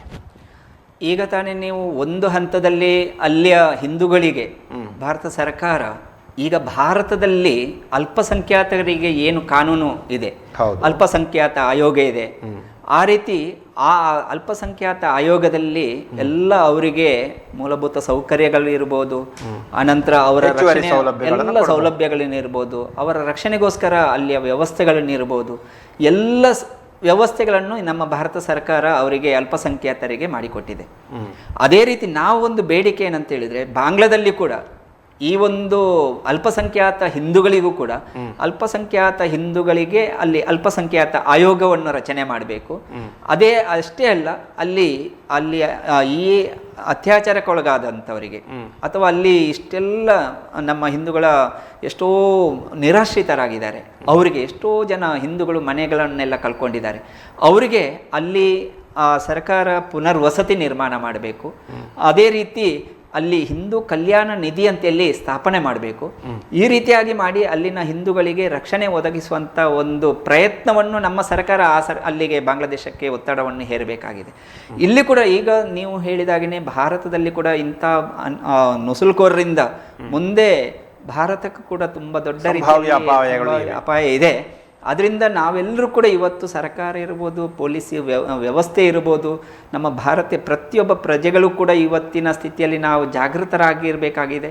ಅದೇ ರೀತಿ ಮುಂದಿನ ದಿನದಲ್ಲಿ ನಾವು ಸಂರಕ್ಷಣೆಗೋಸ್ಕರ, ನಮ್ಮ ರಕ್ಷಣೆಗೋಸ್ಕರ ನಾವು ಇವತ್ತು ತಯಾರಿಗೆ ಸತರ್ಕತೆಯಿಂದ ಇರಬೇಕಾಗಿದೆ. ಯಾವ ಸಮಯದಲ್ಲಿ ಏನು ಆಗ್ತದೆ ಅಂತೇಳಿ ಹೇಳಲಿಕ್ಕೆ ಸಾಧ್ಯ ಇಲ್ಲ. ನಾನು ಹಾಗೆ ಹೇಳಿದಾಗನೇ ಇದೆಲ್ಲ ಒಂದು ದೊಡ್ಡ ರೀತಿಯಲ್ಲಿ ಷಡ್ಯಂತ್ರ, ನಮ್ಮ ಭಾರತವನ್ನು ಕೂಡ ಇಸ್ಲಾಮಿಕ್ ರಾಷ್ಟ್ರ ಮಾಡುವಂಥ ದೊಡ್ಡ ಹುನ್ನಾರದಿಂದ ಈ ಎಲ್ಲ ವ್ಯವಸ್ಥೆಗಳು ನಡೀತಾ ಉಂಟು. ಇವತ್ತು ಲವ್ ಜಿಹಾದ್ ಇರ್ಬೋದು, ಲ್ಯಾಂಡ್ ಜಿಹಾದ್ಗಳಿರ್ಬೋದು, ಇನ್ನು ಬೇರೆ ಬೇರೆ ಜಿಹಾದ್ಗಳು ಕೂಡ ನಡೀತಾ ಇರುವಂಥದ್ದನ್ನು ನೋಡಿದರೆ ಇದೆಲ್ಲ ಇದರ ಹಿಂದೆ ನಮ್ಮ ಭಾರತವನ್ನು ಕೂಡ ಇಸ್ಲಾಮಿಕ್ ಮಾಡುವಂಥ ರಾಷ್ಟ್ರವನ್ನಾಗಿ ಮಾಡುವಂಥ ಒಂದು ದೊಡ್ಡ ಹುನ್ನಾರ ಇದೆ. ಈ ಹುನ್ನಾರಕ್ಕೆ ನಾವು ಈಗಾಗಲೇ ಎಚ್ಚೆತ್ತುಕೊಂಡ್ರೆ, ಸರ್ಕಾರ ಆಗಲಿ ಇಲಾಖೆಗಳಾಗಲಿ ಎಚ್ಚೆತ್ತುಕೊಂಡ್ರೆ ಮುಂದಿನ ಇಂಥ ಅನಾಹುತದಿಂದ ನಾವು ರಕ್ಷಣೆ ಆಗ್ಬೋದು. ಅದಕ್ಕಾಗಿ ಈ ಒಂದು ಜಾಗೃತಿ ಪ್ರತಿಯೊಬ್ಬ ಭಾರತೀಯನಿಗೂ ಕೂಡ ತಲುಪಬೇಕಾಗಿದೆ. ನಾವು ಈ ಒಂದು ವಿಚಾರದಲ್ಲಿ ಗಂಭೀರವಾಗಿ ನಾವು ಈ ವಿಚಾರವನ್ನು ತಗೊಳ್ಬೇಕಾಗಿದೆ. ಬಟ್ ನಿದ್ರೆಯಲ್ಲಿ ಇರುವವರನ್ನು ಯಾವ ರೀತಿಯಲ್ಲಿ ಎಬ್ಬಿಸ್ತೀರಿ ಸರ್? ನೀವು ಹೇಳಿದಾಗೇ ಹಿಂದೂಗಳಲ್ಲಿ ಇವತ್ತು ಜಾಗೃತಿ ಇಲ್ಲ. ಇದು ಸುಮಾರು 4 ಪೀಳಿಗೆಯಿಂದ ಈ ಸ್ಥಿತಿ ನಿರ್ಮಾಣ ಆಗಿದೆ. ಇದು ಇವತ್ತು ನಿನ್ನೆದ್ದಲ್ಲ. ಕಾರಣ ಏನು ಸರ್? 4 ಪೀಳಿಗೆ ಅಂದರೆ ಸುಮಾರು 400 ವರ್ಷದ ನಂತರ ಅಷ್ಟರ ತನಕ ನಮ್ಮ ಹಿಂದೂಗಳಿಗೆ ಜಾಗೃತಿ ಇತ್ತು. ಆ ಒಂದು ಗುರುಕುಲದಿಂದ ಏನು ಶಿಕ್ಷಣ ಹಿಂದೂಗಳಿಗೆ ಸಿಗ್ತಿತ್ತು, ಆ ಶಿಕ್ಷಣದಲ್ಲಿ ಹೇಗಿತ್ತಂತೇಳಿದರೆ ಅವನು ಇಡೀ ಜೀವನದಲ್ಲಿ ಯಾವ ರೀತಿ ಆದರ್ಶ ಜೀವನವನ್ನು ನಡೆಸುವಂಥ ವ್ಯವಸ್ಥೆ ಅದೆಲ್ಲ ಆ ಒಂದು ಗುರುಕುಲ ಶಿಕ್ಷಣದಲ್ಲಿ ಸಿಗ್ತಾ ಇತ್ತು. ಏನು 14 ವಿದ್ಯೆ 64 ಕಲೆಗಳು ಏನಿತ್ತು ನಮ್ಮ ಹಿಂದೂ ಧರ್ಮದಲ್ಲಿ, ಎಲ್ಲವೂ ಶಿಕ್ಷಣ ಸುಮಾರು 16 ವರ್ಷದ ತನಕ ಗುರುಕುಲದಲ್ಲಿ ಶಿಕ್ಷಣ ಪಡೆದು ಬಂದು ಒಬ್ಬ ಆದರ್ಶ ಒಂದು ಜೀವನವನ್ನು ನಡೆಸುವಂಥ ವ್ಯವಸ್ಥೆ ಆಗಿತ್ತು. ಸುಮಾರು ಇತ್ತೀಚೆಗೆ 4 ಪೀಳಿಗೆಯ ನಂತರ ನಮ್ಮ ಮೇಲೆ ಅನೇಕ ರೀತಿಯಲ್ಲಿ ದಾಳಿಗಳು ಪ್ರಾರಂಭ ಆಯಿತು. ಈ ಒಂದು ಈಗಿನ ಒಂದು ಮೆಕಾಲೆ ಶಿಕ್ಷಣದ ಪದ್ಧತಿಯಿಂದಾಗಿ ಇವತ್ತು ನಮ್ಮ ಹಿಂದೂಗಳಿಗೆ ಯಾವುದೇ ರೀತಿಯ ಶಿಕ್ಷಣ, ಧರ್ಮದ ಬಗ್ಗೆ ಶಿಕ್ಷಣ, ಒಂದು ಆದರ್ಶ ನೈತಿಕ ಮೌಲ್ಯದ ಶಿಕ್ಷಣ, ನಮ್ಮ ಸಂಸ್ಕಾರದ ಬಗ್ಗೆ ಇರ್ಬೋದು, ನಮ್ಮ ಸಂಸ್ಕೃತಿಯ ಬಗ್ಗೆ ಇರ್ಬೋದು, ನಮ್ಮ ಆಚರಣೆಗಳ ಬಗ್ಗೆ ಇರ್ಬೋದು, ಎಲ್ಲವೂ ಕೂಡ ಇವತ್ತು ಶಿಕ್ಷಣದಿಂದ ನಮ್ಮ ಹಿಂದೂಗಳು ವಂಚಿತರಾಗಿದ್ದಾರೆ. ಇದು ಯಾರ ವೈಫಲ್ಯ? ಇದು ನಮ್ಮಿಂದಲೇ ಇದು ನಾವು ಹೇಳ್ಬೋದು, ನಮ್ಮವರಿಂದಲೇ ಅಂತಲೇ ಹೇಳ್ಬೋದು. ಆದರೆ ಈ ಒಂದು ಶಿಕ್ಷಣದ ಕೊರತೆಯಿಂದಾಗಿ ಇವತ್ತು ನಾವು ಇವತ್ತಿನ ಒಂದು ಸಂದರ್ಭದಲ್ಲಿ ನಾವು ಯಾವಾಗಲೂ ಕೂಡ ಹಿಂದೂಗಳು ಧರ್ಮದ ಆಚರಣೆ ಮಾಡೋದಿಲ್ಲ, ಧರ್ಮದ ಏನಾದರೂ ಆದರೆ ರಕ್ಷಣೆಯನ್ನು ಕೂಡ ಮಾಡೋದಿಲ್ಲ. ಅದೇ ರೀತಿ ನಾವು ಇವತ್ತು ಧಾರ್ಮಿಕ ಆಚರಣೆಗಳನ್ನು ಮಾಡುವಂಥ ವಿಚಾರದಲ್ಲಿ ನೋಡಿದರೂ ಕೂಡ ನಮಗೆ ಏನು ಆದರ್ಶ ಶ್ರದ್ಧೆ ಇಲ್ಲ, ಆಸಕ್ತಿ ಇಲ್ಲ.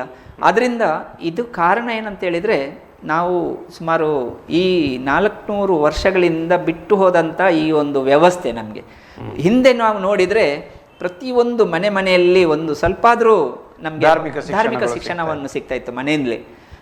ಮುಂದಿನ ಹಂತದಲ್ಲಿ ಶಾಲಾ ಶಿಕ್ಷಣದಲ್ಲಿ ಕೂಡ ಒಂದು ಸ್ವಲ್ಪ ನೈತಿಕ ಮಾರಲ್ ಕ್ಲಾಸ್ ಅಂತೇಳಿ ನೈತಿಕ ಮೌಲ್ಯದ ಬಗ್ಗೆ ಸಿಗ್ತಾ ಇತ್ತು. ಅದೇ ರೀತಿ ಮತ್ತೆ ಮುಂದೆ ದೇವಸ್ಥಾನಗಳಲ್ಲಿ ಕೂಡ ಒಂದು ಸ್ವಲ್ಪ ಆದರೂ ನಮಗೆ ಒಂದು ವಿಚಾರಗಳು ಸಿಗ್ತಾ ಇತ್ತು. ಇತ್ತೀಚೆಗೆ ನೋಡಿದರೆ ಇವತ್ತಿನ ಆಧುನಿಕ ಒಂದು ವಿಜ್ಞಾನದ ಒಂದು ಮುಂದುವರಿದ ಈ ಒಂದು ವಿಜ್ಞಾನದ ಯುಗದಲ್ಲಿ ಇವತ್ತು ಮನೆಯಲ್ಲಿ ಯಾರಿಗೂ ಹೇಳಿಕೊಡ್ಲಿಕ್ಕೆ ಸಮಯ ಇಲ್ಲ.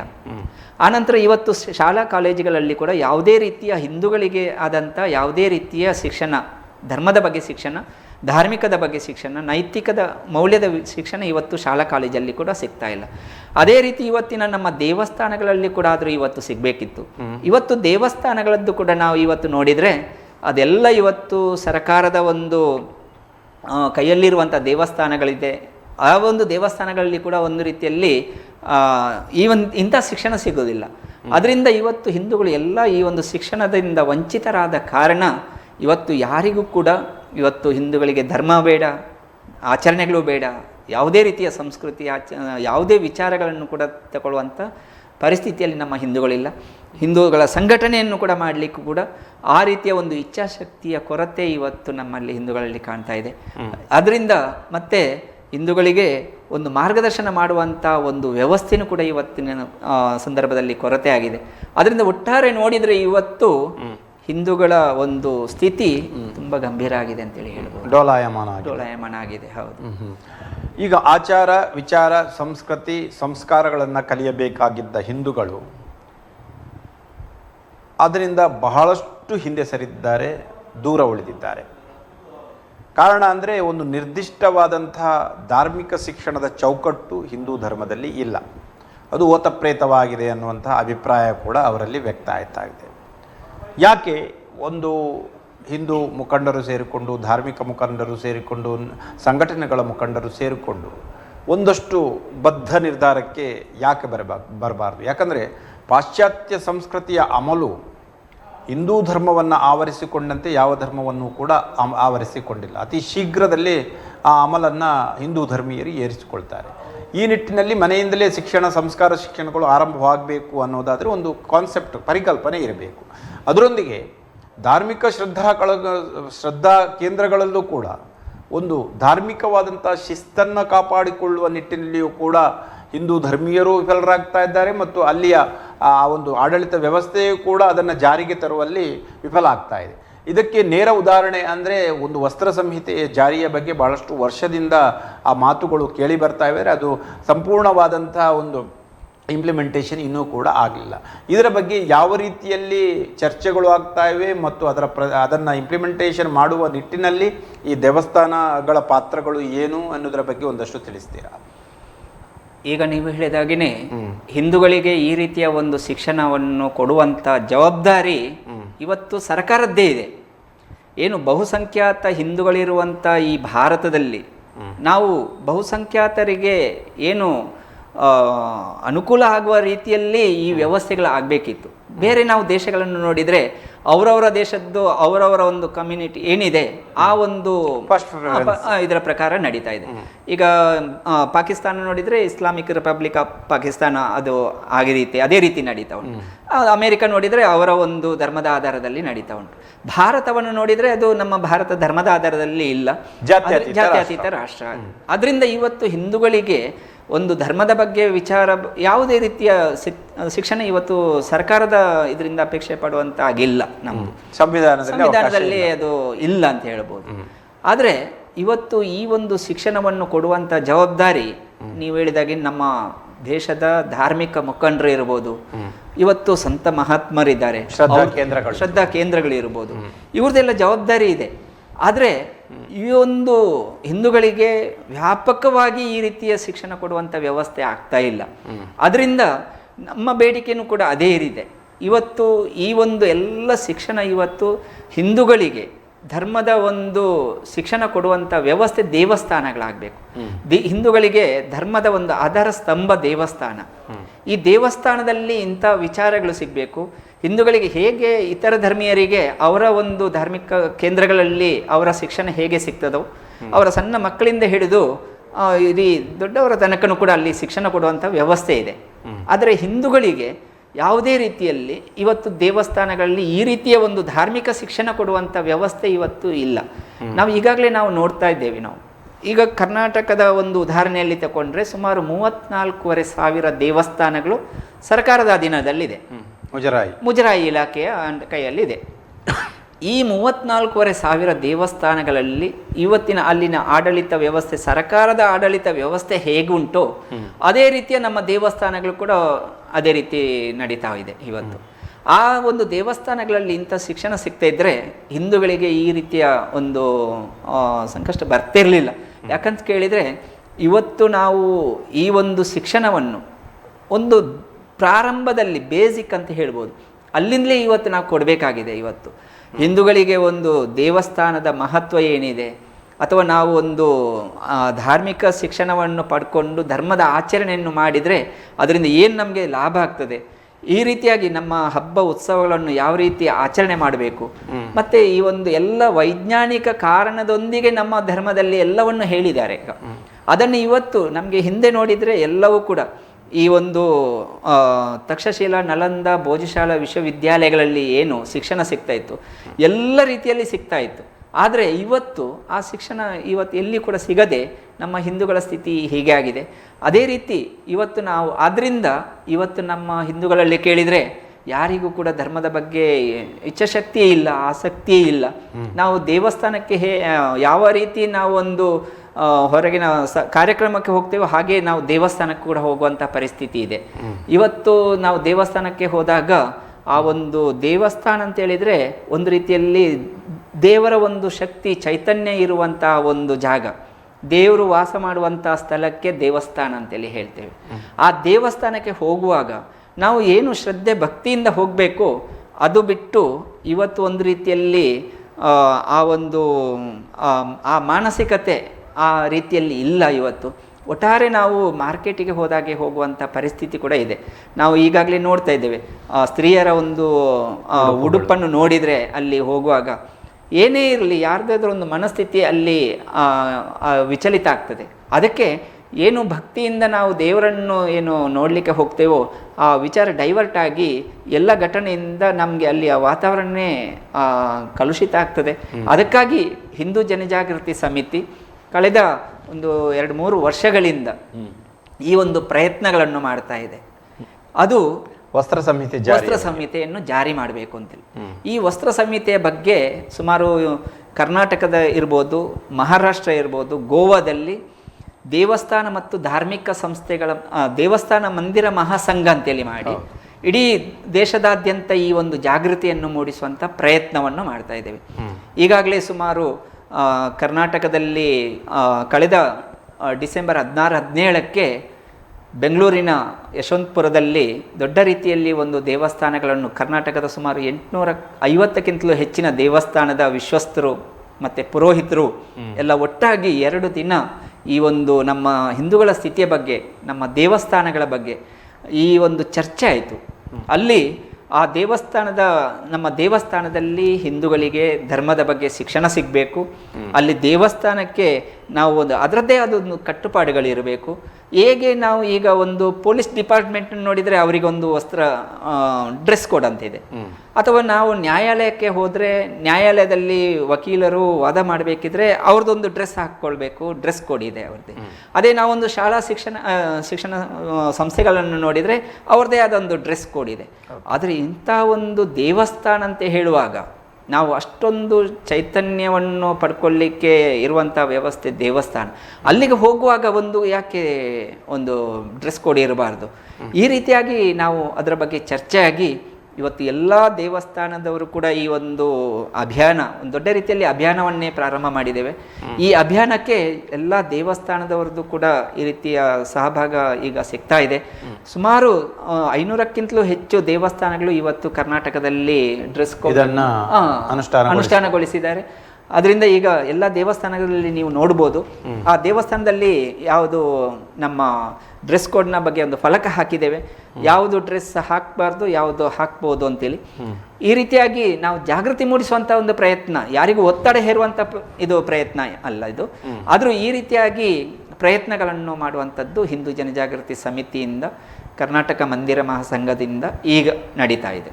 ಓಕೆ ವೀಕ್ಷಕರೇ, ಮುಖಾಮುಖಿ ಕಾರ್ಯಕ್ರಮದಲ್ಲೊಂದು ವಿರಾಮದ ಬಳಿಕ ಮತ್ತೆ ಮುಖಾಮುಖಿ ಕಾರ್ಯಕ್ರಮ ಮುಂದುವರಿಯುತ್ತದೆ.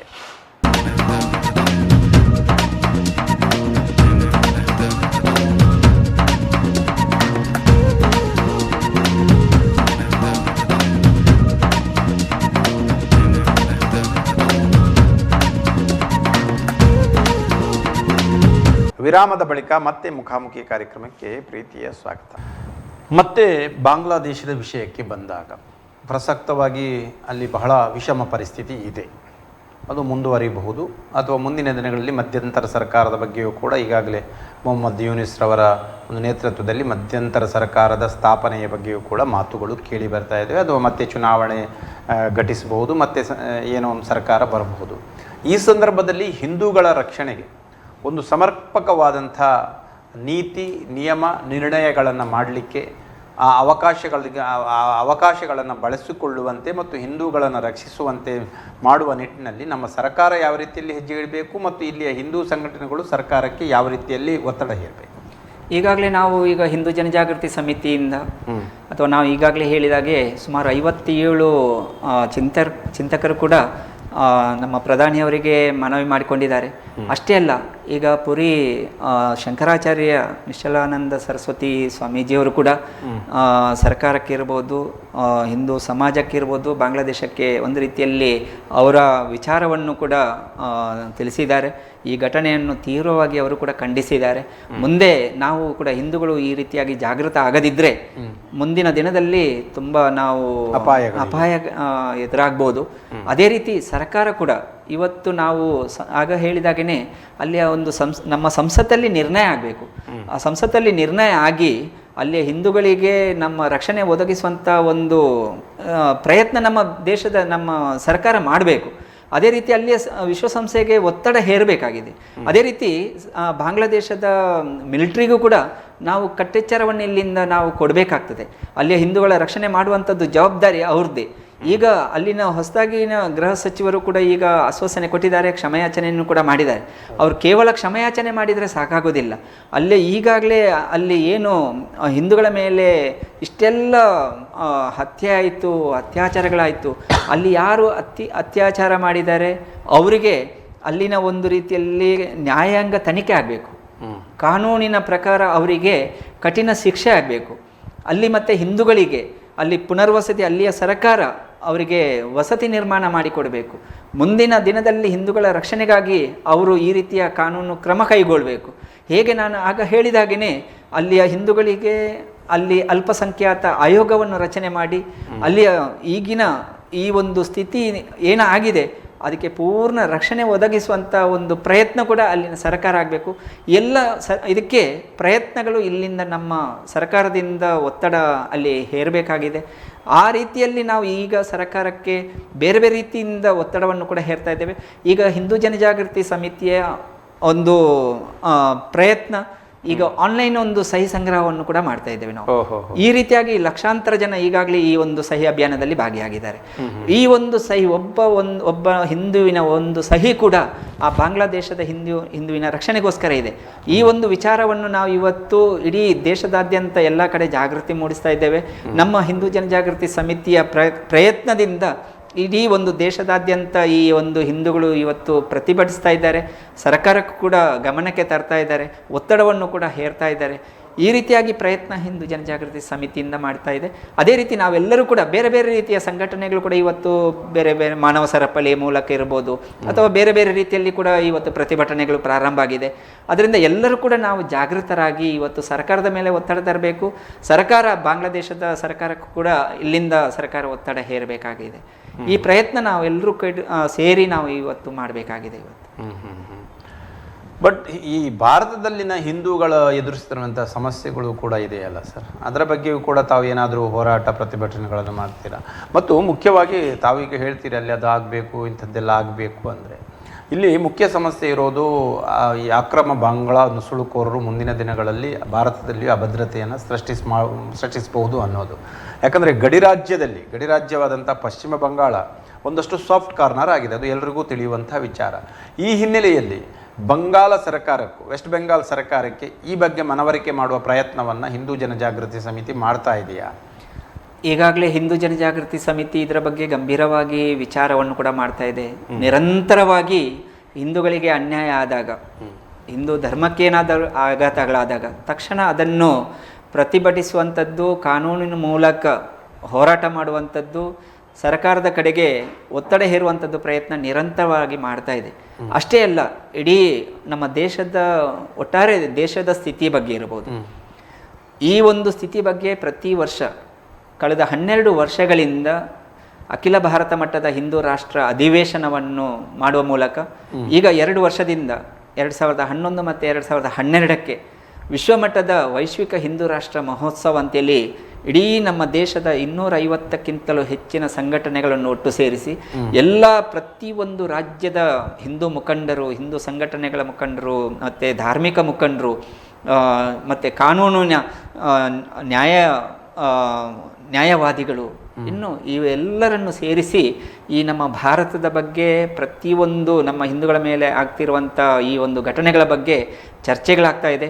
ಅದಕ್ಕೆ ನಾವು ಯಾವ ರೀತಿ ಕಾನೂನಿನ ಮೂಲಕ ಇದನ್ನು ಯಾವ ರೀತಿ ಹೋರಾಟ ಮಾಡ್ಬೋದು, ಜಾಗೃತಿ ಮಾಡ್ಬೋದು, ಸರ್ಕಾರಕ್ಕೆ ಯಾವ ರೀತಿ ಒತ್ತಡ ತರ್ಬೋದು, ಈ ರೀತಿಯ ಪ್ರಯತ್ನಗಳು ನಿರಂತರವಾಗಿ ನಡೀತಾ ಇದೆ. ಅದು ಇನ್ನು ಮುಂದೆ ಕೂಡ ನಡೀತಾನೆ ಇರಲಿಕ್ಕಿದೆ.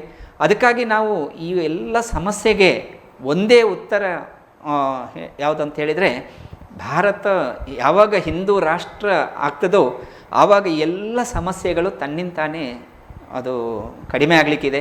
ಅದಕ್ಕೆ ನಾವು ಒಂದೇ ಪ್ರಯತ್ನ, ಇವತ್ತು ಯಾವುದೇ ಸ್ಥಿತಿಯಲ್ಲಿ ನೋಡಿದರೆ ಹಿಂದೂಗಳ ಮೇಲೆ ನಿರಂತರವಾಗಿ ಇವತ್ತು ಲವ್ ಜಿಹಾದ್ ಇರ್ಬೋದು, ಮತಾಂತರ ಇರ್ಬೋದು, ಗೋಹತ್ಯೆಗಳಿರ್ಬೋದು, ಹಿಂದೂ ನೇತಾರರ ಹತ್ಯೆಗಳಿರ್ಬೋದು, ಇವತ್ತು ನಮ್ಮ ವಕ್ಫ್ ಬೋರ್ಡ್ನಂತಹ ಸಮಸ್ಯೆಗಳಿರ್ಬೋದು, ಈ ಎಲ್ಲ ಸಮಸ್ಯೆಗಳು ದೇವಸ್ಥಾನದ ಸಂದರ್ಭದಲ್ಲಿ ಇರ್ಬೋದು, ಇವತ್ತು ಭಯೋತ್ಪಾದನೆ ಇರ್ಬೋದು, ಇದನ್ನೆಲ್ಲ ನೋಡಿದರೆ ಎಲ್ಲ ಹಿಂದೂಗಳ ಮೇಲೆ ಈ ರೀತಿಯಾಗಿ ನಡೀತಿರುವಂಥದ್ದನ್ನು ಒಂದೊಂದನ್ನಾಗಿ ನಾವು ಇದನ್ನು ಸರಿ ಮಾಡಲಿಕ್ಕೆ ಸಾಧ್ಯ ಇಲ್ಲ ಅಂತ ಪರಿಸ್ಥಿತಿ ನಿರ್ಮಾಣ ಆಗಿದೆ. ಎಲ್ಲ ವ್ಯವಸ್ಥೆಗೆ ಒಂದೇ ಒಂದು ಪರಿಹಾರ ಅಂತೇಳಿದರೆ, ಭಾರತ ಯಾವಾಗ ಹಿಂದೂ ರಾಷ್ಟ್ರ ಆಗ್ತದೋ ಆಗ ಎಲ್ಲ ಸಮಸ್ಯೆಗೆ ಉತ್ತರ ಸಿಗ್ತದೆ.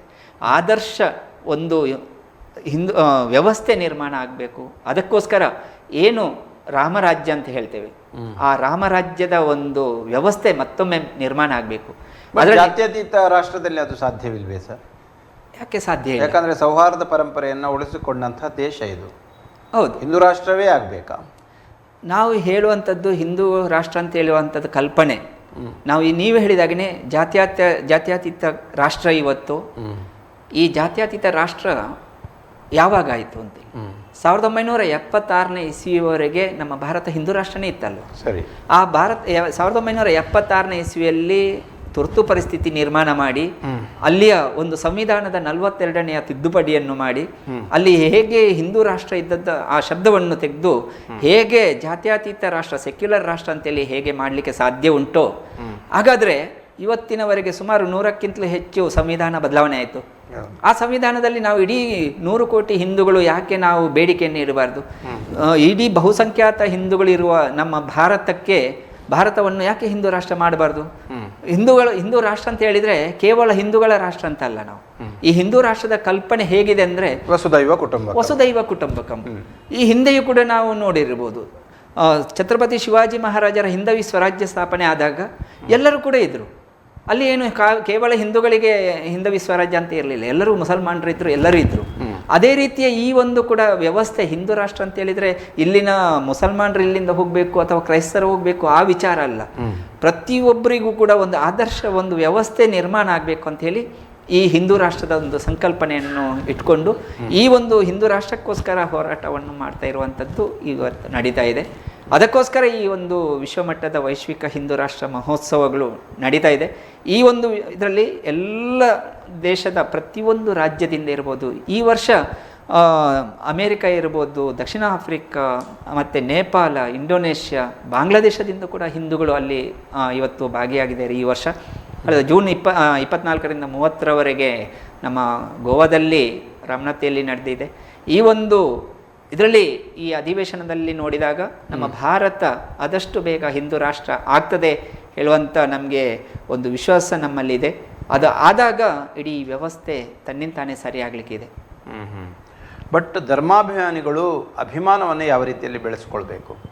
ಈಗಿನ ಪ್ರಸಕ್ತ ಸಂದರ್ಭದಲ್ಲಿ ಹೆಚ್ಚಿನ ಹಿಂದೂಗಳು ನಿರಭಿಮಾನಿಗಳಾಗಿದ್ದಾರೆ. ಧರ್ಮದ ಬಗ್ಗೆ ಒಂದಷ್ಟು ಅಭಿಮಾನ ಕಡಿಮೆ ಆಗ್ತಾ ಇದೆ. ಅದನ್ನು ಮತ್ತೆ ಹೆಚ್ಚಿಸುವ ನಿಟ್ಟಿನಲ್ಲಿ ಏನೇನು ಕಾರ್ಯಕ್ರಮಗಳು ಆಗಬೇಕು ಮತ್ತು ಯಾವ ರೀತಿಯಲ್ಲಿ ಅವರು ಅದಕ್ಕೆ ಒಗ್ಗೂಡಬೇಕು? ಈಗ ನಮ್ಮದಲ್ಲಿ ನೋಡಿದರೆ ಧರ್ಮದ ಬಗ್ಗೆ ಅಭಿಮಾನ ಅದು ತುಂಬ ಕಡಿಮೆ ಆಗಿದೆ. ಹೇಗೆ ಇತರರಿಗೆ ಮೊದಲ ಆದ್ಯತೆ ಧರ್ಮ, ಆನಂತರ ಅವ್ರದ್ದು ದೇವರು, ಆನಂತರ ವ್ಯವಹಾರ ಸಂಸಾರದಲ್ಲಿ ನೋಡ್ತಾರೆ. ನಮ್ಮ ಹಿಂದೂಗಳು ನೋಡಿದರೆ ಇವತ್ತು ನಾನು ನನ್ನ ಮನೆ, ನನ್ನ ಸಂಸಾರ, ನನ್ನ ವ್ಯವಹಾರ, ಕೊನೆಗೆ ಏನಾದರೂ ಸಮಯ ಇದ್ದರೆ ಸ್ವಲ್ಪ ಧರ್ಮದ ಬಗ್ಗೆ ಅಥವಾ ದೇವರ ಬಗ್ಗೆ ವಿಚಾರ ಮಾಡುವಂಥದ್ದು ಇದೆ. ಇದು ಬದಲಾಗಬೇಕು. ಇವತ್ತು ಮೊದಲ ಆದ್ಯತೆ ನಮ್ಮ ಹಿಂದೂಗಳಿಗೆ ಮೊದಲು ಧರ್ಮದ ವಿಚಾರ ಇರಬೇಕು, ಮತ್ತು ನಮ್ಮ ದೇವರ ಬಗ್ಗೆ ಇರಬೇಕು. ಆ ನಂತರ ತನ್ನಿಂತಾನೇ ನಮ್ಮದು ಸಂಸಾರ ವ್ಯವಹಾರಗಳು ಅದರ ರೀತಿಯಲ್ಲಿ ನಡೀತದೆ. ಅದಕ್ಕೆ ಇವತ್ತು ನಮ್ಮದು ಪ್ರಯತ್ನ ಏನು ಮಾಡಬೇಕಾಗಿದೆ ಅಂತ ಹೇಳಿದರೆ, ಪ್ರತಿಯೊಬ್ಬರಿಗೂ ಕೂಡ ಹಿಂದೂಗಳಿಗೆ ಇಂಥ ಶಿಕ್ಷಣ ಸಿಗಬೇಕು. ಮಕ್ಕಳಿಂದಲೇ ನೈತಿಕ ಮೌಲ್ಯದ ಒಂದು ಶಿಕ್ಷಣ ಇವತ್ತು ಮಕ್ಕಳಿಗೆ ಸಿಗಬೇಕು. ಆ ಮಕ್ಕಳಲ್ಲಿ ಇವತ್ತು ಆ ಒಂದು ಶಿಕ್ಷಣ ಕೊಟ್ಟರೆ ಮುಂದೆ ಅವರಲ್ಲಿ ಧರ್ಮಾಭಿಮಾನ ಬೆಳೀತದೆ, ಒಂದು ಆದರ್ಶ, ಒಂದು ಸಂಸ್ಕಾರ ನಿರ್ಮಾಣ ಆಗ್ಬೋದು. ಇವತ್ತು ಆ ಒಂದು ನೈತಿಕ ಮೌಲ್ಯದ ಕೊರತೆಯಿಂದಾಗಿ ಇವತ್ತಿನ ಸ್ಥಿತಿ ಈ ರೀತಿ ಆಗ್ತಾ ಇದೆ. ಅದಕ್ಕೆ ನಾವು ಇದೇ ಪ್ರಯತ್ನವನ್ನು ಮಾಡಬೇಕಾಗಿದೆ. ಮುಂದಿನ ದಿನದಲ್ಲಿ ನಾವು ಏನು ತಕ್ಷಶಿಲಾ ನಳಂದ ವಿಶ್ವವಿದ್ಯಾಲಯದಲ್ಲಿ ಯಾವ ರೀತಿ ಶಿಕ್ಷಣ ಸಿಕ್ಕಿತ್ತೋ ಅದೇ ಶಿಕ್ಷಣ ವ್ಯವಸ್ಥೆ ಮುಂದಿನ ದಿನದಲ್ಲಿ ಕೂಡ ಹಿಂದೂ ರಾಷ್ಟ್ರದಲ್ಲಿ ಅದೇ ಶಿಕ್ಷಣ ಸಿಗಲಿಕ್ಕಿದೆ. ಮುಂದೆ ಆ ರೀತಿ ಒಂದು ಎಲ್ಲ ಕಡೆ ಧಾರ್ಮಿಕ ಶಿಕ್ಷಣವನ್ನು ಕೂಡ ಆ ಮೂಲಕ ಕೊಡಲಿಕ್ಕೆ ಸಾಧ್ಯ ಆಗಲಿಕ್ಕಿದೆ. ಅದಕ್ಕೆ ಈಗ ನಾವೇನು ಮಾಡ್ಬೋದು, ನಮ್ಮ ದೇವಸ್ಥಾನಗಳಲ್ಲಿ ಇರ್ಬೋದು, ಭಜನಾ ಮಂದಿರಗಳಲ್ಲಿ ಇರ್ಬೋದು, ಅಥವಾ ನಮ್ಮ ಹಿಂದೂ ಸಂಘಟನೆಗಳಲ್ಲಿ ಕೂಡ ಇಂಥ ಒಂದು ಧರ್ಮದ ಬಗ್ಗೆ ಶಿಕ್ಷಣ ಕೊಡುವಂಥ ವ್ಯವಸ್ಥೆಯನ್ನು ಇವತ್ತು ಹಿಂದೂ ಜನಜಾಗೃತಿ ಸಮಿತಿ ದೇಶದಾದ್ಯಂತ, ಇವತ್ತು ಕರ್ನಾಟಕದಲ್ಲಿ ಕೂಡ ಒಂದು 500ಕ್ಕಿಂತಲೂ ಹೆಚ್ಚಿನ ಕಡೆ ಪ್ರತಿ ವಾರ ನಾವು ಹಿಂದೂಗಳಿಗೆ ಒಂದು ಧರ್ಮದ ಬಗ್ಗೆ ಶಿಕ್ಷಣ ಕೊಡುವಂಥ ಪ್ರಯತ್ನವನ್ನು ಮಾಡ್ತಾ ಇದ್ದೇವೆ. ನಾವು ಈಗಾಗಲೇ ನಾವು ಸುಮಾರು ಒಂದು ವಾರದಲ್ಲಿ 1 ಗಂಟೆ 1.5 ಗಂಟೆಯ ಸಮಯದಲ್ಲಿ ನಮ್ಮ ಹಿಂದೂಗಳಿಗೆ ನಾವು ಯಾವ ರೀತಿಯ ಆಚರಣೆಗಳನ್ನು ಮಾಡಬೇಕು, ಧರ್ಮದ ಬಗ್ಗೆ ನಾವು ವಿಚಾರಗಳನ್ನು ತಿಳ್ಕೊಳ್ಬೇಕು, ನಮ್ಮ ಆಚರಣೆಗಳು ಹೇಗಿರಬೇಕು. ಉದಾಹರಣೆಗೆ ದೇವಸ್ಥಾನಕ್ಕೆ ನಾವು ಹೋದಾಗ ಒಂದು ರೀತಿಯಲ್ಲಿ ಹೇಗೆ ನಾವು ದೇವರಿಗೆ ನಮಸ್ಕಾರ ಹೇಗೆ ಮಾಡಬೇಕು, ಇದನ್ನು ಕೂಡ ಇವತ್ತು ನಮ್ಮ ಹಿಂದೂಗಳಿಗೆ ಹೇಳಿಕೊಡಬೇಕಾಗಿದೆ. ಇವತ್ತು ಇತರ ಧರ್ಮೀಯರು 1,00,000 ಜನ ಇದ್ದರೂ ಕೂಡ ಒಂದೇ ರೀತಿಯಲ್ಲಿ ಅವರೊಂದು ದೇವರಿಗೆ ಪ್ರಾರ್ಥನೆ ಮಾಡ್ತಾರೆ. ಅದೇ ರೀತಿ ನಾವು ಇವತ್ತು ಹಿಂದೂಗಳನ್ನು ನೋಡಿದರೆ ಬೇರೆ ಬೇರೆ ರೀತಿಯಲ್ಲಿ ಈ ರೀತಿಯಲ್ಲಿ ನಮಸ್ಕಾರ ಮಾಡುವಂಥದ್ದು ದೇವಸ್ಥಾನಕ್ಕೆ ಹೋದರೆ, ಅಥವಾ ಹೀಗೆ ಮಾಡುವಂಥದ್ದು, ಇದನ್ನೆಲ್ಲ ನಾವು ನೋಡ್ತೇವೆ. ಈ ಎಲ್ಲ ಏಕರೂಪದ ನಮಸ್ಕಾರ ಅಂದರೆ ಒಂದು ರೀತಿಯಲ್ಲಿ ಒಂದು ಧಾರ್ಮಿಕ ಶಿಕ್ಷಣ ಇಲ್ಲದ ಅದು ಪರಿಣಾಮ. ಯಾರನ್ನು ಕೂಡ ನಾವು ಈಗ ದೂರುವಂಥ ಪರಿಸ್ಥಿತಿ ಇಲ್ಲ. ಅಂಥ ಶಿಕ್ಷಣವನ್ನು ಇವತ್ತು ಒಂದು ಸಾಮಾನ್ಯ ಶಿಕ್ಷಣ ಇವತ್ತು ನಮಗೆ ಕೊಡಬೇಕಾಗಿದೆ ಹಿಂದೂ ಸಮಾಜಕ್ಕೆ. ಇವತ್ತು ಮಕ್ಕಳ ಒಂದು ಹುಟ್ಟುಹಬ್ಬ ಹೇಗೆ ಆಚರಣೆ ಮಾಡಬೇಕು, ಮನೆಯಲ್ಲಿ ಒಂದು ಭಜನೆ ಮಾಡಿದಾಗ ಅದರದ್ದು ಸಾತ್ವಿಕತೆ ಹೇಗೆ ನಿರ್ಮಾಣ ಆಗ್ತದೆ, ನೆಗೆಟಿವ್ ಮತ್ತು ಪಾಸಿಟಿವ್ ಅಂತ ಏನಿದೆ ಈ ಎಲ್ಲ ಒಂದು ಆಚರಣೆಯಿಂದಾಗಿ ನಮ್ಮ ಧಾರ್ಮಿಕ ಒಂದು ಹಬ್ಬ ಉತ್ಸವಗಳು ಇರ್ಬೋದು, ಅದನ್ನು ಮಾಡಿದ್ರಿಂದ ಈ ನೆಗೆಟಿವ್ ಏನು ನಕಾರಾತ್ಮಕ ಶಕ್ತಿಗಳು ಹೇಗೆ ಅದರಿಂದ ಕಡಿಮೆ ಆಗ್ತದೆ, ಇದನ್ನೆಲ್ಲ ಹಿಂದೂ ಜನಜಾಗೃತಿ ಸಮಿತಿ ಸಂಶೋಧನೆ ಮಾಡಿ ವೈಜ್ಞಾನಿಕ ರೀತಿಯಲ್ಲಿ, ವೈಜ್ಞಾನಿಕ ಪರಿಭಾಷೆಯಲ್ಲಿ ಇವತ್ತಿನ ಯುವ ಸಮಾಜಕ್ಕೆ ಧಾರ್ಮಿಕ ಶಿಕ್ಷಣವನ್ನು ನೀಡ್ತಾ ಬಂದಿದೆ. ಈಗ ವೆಬ್ಸೈಟ್ ಮೂಲಕ ಇರ್ಬೋದು, ಈಗ ಯಾವುದೇ ಹಿಂದೂಗಳ ಏನೇ ಪ್ರಶ್ನೆಗಳಿದ್ದರೂ ಕೂಡ ಇವತ್ತು ನಮ್ಮ ವೆಬ್ಸೈಟನ್ನು ನೋಡ್ಬೋದು. SSRF ಅಂತಿದೆ, ಸ್ಪಿರಿಚುವಲ್ ಸೈನ್ಸ್ ರಿಸರ್ಚ್ ಫೌಂಡೇಶನ್ ಅಂತೇಳಿದೆ. ಅದರಲ್ಲಿ ನೀವು ಹೋದಾಗ ಪ್ರತಿಯೊಂದು ಮಾಹಿತಿಯೂ ಕೂಡ ಇವತ್ತು ಹಿಂದೂ ಸಮಾಜಕ್ಕೆ ಸಿಗ್ತಾ ಇದೆ. ಎಷ್ಟೋ ವಿದೇಶಿಯರು ಕೂಡ ನಮ್ಮ ಈ ಒಂದು ವೆಬ್ಸೈಟಲ್ಲಿ ಜಾಯಿನ್ ಆಗಿ ಇವತ್ತು ನಮ್ಮ ಧರ್ಮದ ಆಚರಣೆಗಳನ್ನು ಅವರು ಮಾಡಲಿಕ್ಕೆ ಪ್ರಾರಂಭ ಮಾಡಿದ್ದಾರೆ. ಇವತ್ತು ದೇಶ ವಿದೇಶಗಳಲ್ಲಿ ಕೂಡ ನಮ್ಮ ಈ ಒಂದು ಜಾಗೃತಿ ಪರಿಣಾಮ ಬೀರ್ತಾ ಇದೆ. ಈ ಒಂದು ಶಿಕ್ಷಣ ವ್ಯವಸ್ಥೆ ಇಲ್ಲಿ ಕೂಡ ಆಗಬೇಕು ನಮ್ಮ ಹಿಂದೂಗಳಿಗೆ ಅಂತೇಳಿ. ಸರಿ, ಹಬ್ಬಗಳ ಸಾಲು ಇನ್ನು ಮುಂದಿನ ದಿನಗಳಲ್ಲಿ ಇದೆ. ಈ ಹಬ್ಬಗಳ ಆಚರಣೆ, ಸಾರ್ವತ್ರಿಕ ಆಚರಣೆಯ ಹಿನ್ನೆಲೆಯಲ್ಲಿ ಧರ್ಮಾಭಿಮಾನವನ್ನು ಮೂಡಿಸುವಂಥ ಪ್ರಯತ್ನವನ್ನು ಇಲ್ಲಿಯೂ ಮಾಡಬಹುದಲ್ವೇ?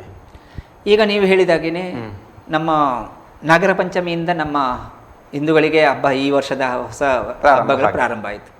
ಇನ್ನು ನಾಗರ ಪಂಚಮಿ ಇರ್ಬೋದು, ಗಣೇಶೋತ್ಸವಗಳು, ಕೃಷ್ಣಾಷ್ಟಮಿ, ವರಮಹಾಲಕ್ಷ್ಮಿ, ವರಮಹಾಲಕ್ಷ್ಮಿ, ದೀಪಾವಳಿ, ಹೀಗೆ ಸಾಲು ಹಬ್ಬಗಳು ಬರ್ತದೆ. ಮುಖ್ಯವಾಗಿ ನಾವು ಗಮನಿಸಬೇಕಾದ್ದು ಈ ಒಂದು ಸುಮಾರು 6 ತಿಂಗಳ ಸಮಯ ಈ ಹಬ್ಬಗಳನ್ನು ಯಾಕೆ ಬಂದಿದೆ ಅಂತೇಳಿ. ಈ ಸಮಯದಲ್ಲಿ ಈ ಪೃಥ್ವಿಗೆ ನಕಾರಾತ್ಮಕ ಶಕ್ತಿಗಳು ಏನಿದೆ, ಅನಿಷ್ಟ ಶಕ್ತಿಗಳು ಪೃಥ್ವಿಗೆ ಬರುವಂಥ ಸಮಯ ಇದು, ಪ್ರವೇಶ ಆಗುವಂಥ ಸಮಯ. ಈ ಸಮಯದಲ್ಲಿ ಅದನ್ನು ನಾವು ದೂರ ಮಾಡಬೇಕಿದ್ರೆ ಈ ಒಂದು ಭೂಮಿಯನ್ನು ಸಾತ್ವಿಕ ಮಾಡಬೇಕು. ಈ ಸಾತ್ವಿಕ ಮಾಡಲಿಕ್ಕೋಸ್ಕರ ಈ ಒಂದು ನಮ್ಮ ಹಬ್ಬ ಉತ್ಸವಗಳನ್ನು ಕೊಟ್ಟಿದ್ದಾರೆ. ಈಗ ಈ ಹಬ್ಬ ಉತ್ಸವಗಳನ್ನು ನಾವು ಧಾರ್ಮಿಕ ರೀತಿಯಲ್ಲಿ, ಸಾತ್ವಿಕ ರೀತಿಯಲ್ಲಿ ಮಾಡಿದಾಗ ಭೂಮಿಯಲ್ಲಿ ಸಾತ್ವಿಕತೆ ಹೆಚ್ಚಾಗಿ ಅನಿಷ್ಟ ಶಕ್ತಿಗಳು ಏನು ಪೃಥ್ವಿಗೆ ಬರುವಂಥ ಶಕ್ತಿಗಳು ದೂರ ಆಗ್ತದೆ. ಅದಕ್ಕೋಸ್ಕರ ನಾವು ಏನು ಇದೆ, ಈಗ ನೀವು ಉದಾಹರಣೆಗೆ ಗಣೇಶೋತ್ಸವ ಬಂತು, ಆ ಗಣೇಶೋತ್ಸವವನ್ನು ನಾವು ಆದರ್ಶ ರೀತಿಯಲ್ಲಿ ಗಣಪತಿಯ ಪೂಜೆಯನ್ನು ಮಾಡುವುದು, ಆದರ್ಶ ರೀತಿಯಲ್ಲಿ ಪೂಜೆಯನ್ನು ಮಾಡುವಂಥದ್ದು, ಭಕ್ತಿಯಿಂದ ಅಲ್ಲಿ ಭಕ್ತಿಪೂರ್ವಕ ರೀತಿಯಲ್ಲಿ ಕಾರ್ಯಕ್ರಮಗಳನ್ನು ಮಾಡುವಂಥದ್ದು, ಅದರ ಒಂದು ರೀತಿಯಲ್ಲಿ ಒಂದು ಆದರ್ಶ ಗಣೇಶೋತ್ಸವವನ್ನು ಆಚರಿಸುವ ಬಗ್ಗೆ ಇವತ್ತು ಎಲ್ಲ ಗಣೇಶೋತ್ಸವ ಮಂಡಳಿಗಳು ಕೂಡ ಮಾಡಬೇಕಾಗಿದೆ. ಇದಕ್ಕಾಗಿ ಹಿಂದೂ ಜನಜಾಗೃತಿ ಸಮಿತಿ ಕಳೆದ 20 ವರ್ಷಗಳಿಂದ ನಿರಂತರವಾಗಿ ಪ್ರಯತ್ನವನ್ನು ಕೂಡ ಮಾಡ್ತಾ ಇದೆ. ನಾವೊಂದು ಆದರ್ಶ ವಾಸ್ತವ ಹೇಗೆ ಗಣೇಶೋತ್ಸವಗಳಿದೆ, ಆದರ್ಶ ಗಣೇಶೋತ್ಸವ ಹೇಗೆ ಆಚರಣೆ ಮಾಡಬೇಕು, ಆ ಗಣೇಶೋತ್ಸವದ ಸಮಯದಲ್ಲಿ ಯಾವುದು ಮಾಡಬೇಕು ಯಾವುದು ಮಾಡಬಾರದು, ಈ ರೀತಿಯ ಒಂದು ಜಾಗೃತಿಯನ್ನು ಮೂಡಿಸುವಂಥ ಪ್ರಯತ್ನ ಸಮಿತಿಯಿಂದ ನಿರಂತರವಾಗಿ ಆಗ್ತಾ ಇದೆ. ಈವರೆಗೆ ಇತ್ತೀಚಿನ ಸಂದರ್ಭದಲ್ಲಿ ಎಷ್ಟೋ ಮಂಡಳಿಗಳು ಈ ಪ್ರಕಾರ ಆದರ್ಶ ಗಣೇಶೋತ್ಸವವನ್ನು ಮಾಡಲಿಕ್ಕೆ ಹೆಚ್ಚಿನ ಗಣೇಶೋತ್ಸವ ಮಂಡಳಿಗಳು ಪ್ರಯತ್ನವನ್ನು ಮಾಡ್ತಾ ಇದ್ದಾರೆ. ಇನ್ನೂ ಕೂಡ ಅದರಲ್ಲಿ ಪ್ರಯತ್ನಗಳು ಆಗಬೇಕಾಗಿದೆ. ಈ ಪ್ರಯತ್ನಕ್ಕೆ ಹಿಂದೂ ಜನಜಾಗೃತಿ ಸಮಿತಿ ನಿರಂತರವಾಗಿ ಪ್ರಯತ್ನವನ್ನು ಮಾಡ್ತಾ ಇದ್ದೇವೆ. ಅಲ್ಲಿ ನಾವು ಆ ಒಂದು ಗಣೇಶೋತ್ಸವದ ಸಮಯದಲ್ಲಿ ಹಿಂದೂ ಜನಜಾಗೃತಿ ಸಮಿತಿಯಿಂದ ಜಾಗೃತಿ ಮೂಡಿಸುವಂಥ ಕರಪತ್ರಗಳಿರ್ಬೋದು, ಪೋಸ್ಟರ್ಗಳನ್ನಿರ್ಬೋದು, ಹೋರ್ಡಿಂಗ್ಸ್ಗಳನ್ನಿರ್ಬೋದು, ಜಾಗೃತಿ ಮೂಡಿಸುವಂಥ ಒಂದು ಅವರಿಗೆ ಮನವಿಯನ್ನು ಕೂಡ ಕೊಟ್ಟು ಮೂರ್ತಿಕಾರ ಅವರನ್ನು ಕೂಡ ಸಂಪರ್ಕ ಮಾಡಿ ಒಂದು ಮಾದರಿ ಆದರ್ಶ ಒಂದು ಮೂರ್ತಿ ಹೇಗಿರಬೇಕು, ನಮ್ಮ ಮೂರ್ತಿ ಶಾಸ್ತ್ರದ ಪ್ರಕಾರ ಆ ಗಣಪತಿ ಮೂರ್ತಿ ಹೇಗಿರಬೇಕು ಅವರನ್ನು ಕೂಡ ನಾವು ಜಾಗೃತಿ ಮೂಡಿಸಿ ಒಟ್ಟಾರೆಯಾಗಿ ನಮ್ಮ ಒಂದು ಸಾತ್ವಿಕ ಗಣೇಶೋತ್ಸವ ಇರ್ಬೋದು, ನವರಾತ್ರಿ ಇರ್ಬೋದು, ಶಾರದೋತ್ಸವ ಇರ್ಬೋದು, ಇಂಥ ಒಂದು ಆದರ್ಶ ವ್ಯವಸ್ಥೆ ಆಗಬೇಕು. ಮತ್ತು ಗಣಪತಿಯ ಒಂದು ದೇವರ ಒಂದು ಮೆರವಣಿಗೆ, ಆ ಮೆರವಣಿಗೆ ಕೂಡ ನಮ್ದು ಒಂದು ರೀತಿಯಲ್ಲಿ ಒಂದು ಆದರ್ಶವಾಗಿರಬೇಕು, ಸಮಾಜಕ್ಕೆ ಸಾತ್ವಿಕ ಮೆರವಣಿಗೆ ಆಗಿರಬೇಕು.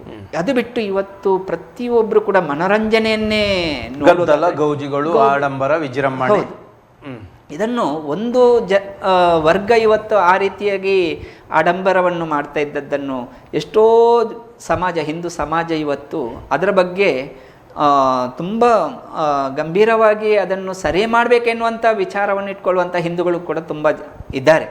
ಅವರಿಗೆ ಕೂಡ ಈ ಒಂದು ಏನು ಮಾಡಬೇಕಂತೇಳಿ ತೋಚ್ತಾ ಇರುವಂಥ ಸಮಯ ಇದು. ಅದಕ್ಕೆ ಸಮಿತಿ ಈ ರೀತಿ ಪ್ರಯತ್ನ ಮಾಡ್ತಾ ಇದೆ. ಅದೇ ರೀತಿ ದೇವಸ್ಥಾನಗಳಲ್ಲಿ ವಾರ್ಷಿಕ ಉತ್ಸವಗಳಿರ್ಬೋದು, ಜಾತ್ರೆಗಳಿರ್ಬೋದು, ಅದು ಕೂಡ ಒಂದು ರೀತಿಯಲ್ಲಿ ಆಡಂಬರ ಆಗಬಾರ್ದು. ಭಕ್ತಿ ಜಾಸ್ತಿ ಆಗಬೇಕು, ಭಕ್ತಿಯೇ ಪ್ರಧಾನ ಆಗಿರ್ಬೇಕು. ಬೇರೆಲ್ಲವೂ ಕೂಡ ಹೌದು. ಗೌಣವಾಗಿರ್ಬೇಕು. ಅಲ್ಲಿ ಆ ಕಾರ್ಯಕ್ರಮದಲ್ಲಿ ಗಣೇಶೋತ್ಸವ ಸಮಯದಲ್ಲಿ ಧಾರ್ಮಿಕ ಪ್ರವಚನಗಳನ್ನು ಹೆಚ್ಚಾಗಿ ಇಡಬೇಕು.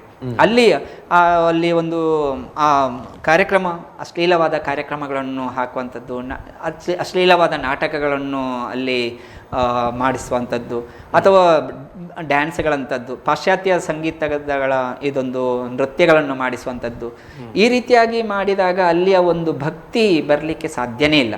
ಅದಕ್ಕೆ ಭಕ್ತಿಯ ಮಾರ್ಗ ಏನು ಇದೆ, ಧಾರ್ಮಿಕ ರೀತಿಯಲ್ಲಿ ಧಾರ್ಮಿಕ ಪ್ರವಚನಗಳು, ನಮ್ಮ ಏನು ಶಾಸ್ತ್ರೀಯ ಸಂಗೀತಗಳಿರ್ಬೋದು, ಭರತನಾಟ್ಯಗಳಿರ್ಬೋದು, ಧಾರ್ಮಿಕ ಇವತ್ತು ಯಕ್ಷಗಾನಗಳಂಥ ಒಂದು ಕಾರ್ಯಕ್ರಮಗಳಿರ್ಬೋದು, ಇಂಥ ಒಂದು ನಾಟಕದಲ್ಲಿ ಕೂಡ ಒಂದು ಆದರ್ಶ ಒಂದು ರೀತಿಯಲ್ಲಿ ಪೌರಾಣಿಕವಾಗಿ ಏನು ನಮಗೆ ಹಿಂದೂ ಸಮಾಜಕ್ಕೆ ಏನೊಂದು ಮಾಹಿತಿ ಸಿಗುವಂಥ ಒಂದು ಕಾರ್ಯಕ್ರಮಗಳನ್ನು ಅಲ್ಲಿ ಮಾಡಬೇಕು. ಅದಕ್ಕಾಗಿ ನಾವೆಲ್ಲರೂ ಕೂಡ ಇವತ್ತು ಪ್ರಯತ್ನ ಮಾಡಬೇಕಾಗಿದೆ. ಕೇವಲ ಒಂದು ನಾವು ಸಮಿತಿಯಿಂದ ಇರ್ಬೋದು, ಸಂಘಟನೆಗಳಿಂದ ಇರ್ಬೋದು, ಇದು ಸಾಧ್ಯ ಆಗುವಂಥದ್ದಲ್ಲ.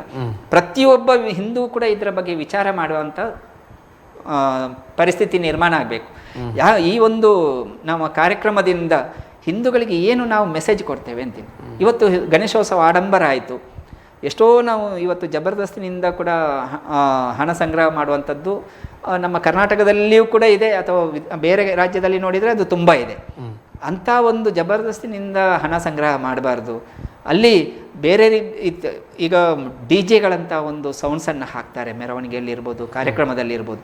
ಇದರಲ್ಲಿ ಎಷ್ಟೋ ಒಂದು ಆ ಶಬ್ದ ಮಾಲಿನ್ಯ ಇರ್ಬೋದು ಅಥವಾ ವಾಯು ಮಾಲಿನ್ಯ ಇರ್ಬೋದು, ಇದೆಲ್ಲ ನಾವು ನೋಡಿದರೆ ಇವತ್ತು ಒಂದು ಆದರ್ಶ ಒಂದು ಗಣೇಶೋತ್ಸವ ಹೋಗಿ ಆಡಂಬರದ ಗಣೇಶೋತ್ಸವ. ಹೌದು, ಎಲ್ಲರಿಗೂ ಕೂಡ ಇದರಿಂದ ತೊಂದರೆಗಳು ಕೂಡ ನಿರ್ಮಾಣ ಆಗುವಂಥದ್ದು. ಹಾರ್ಟ್ ಪೇಷಂಟ್ಗಳಿಗೂ ಕೂಡ ಈ ಒಂದು ಮೆರವಣಿಗೆಯಲ್ಲಿ ಆ ಡಿ ಜೆಗಳನ್ನು ಆ ಸೌಂಡನ್ನು ನೋಡಿದರೆ ಎಷ್ಟೋ ಹಾರ್ಟ್ ಪೇಷಂಟ್ಗಳಿಗೆ ಇವತ್ತು ತೊಂದರೆಗಳಾಗ್ತಾ ಇದೆ.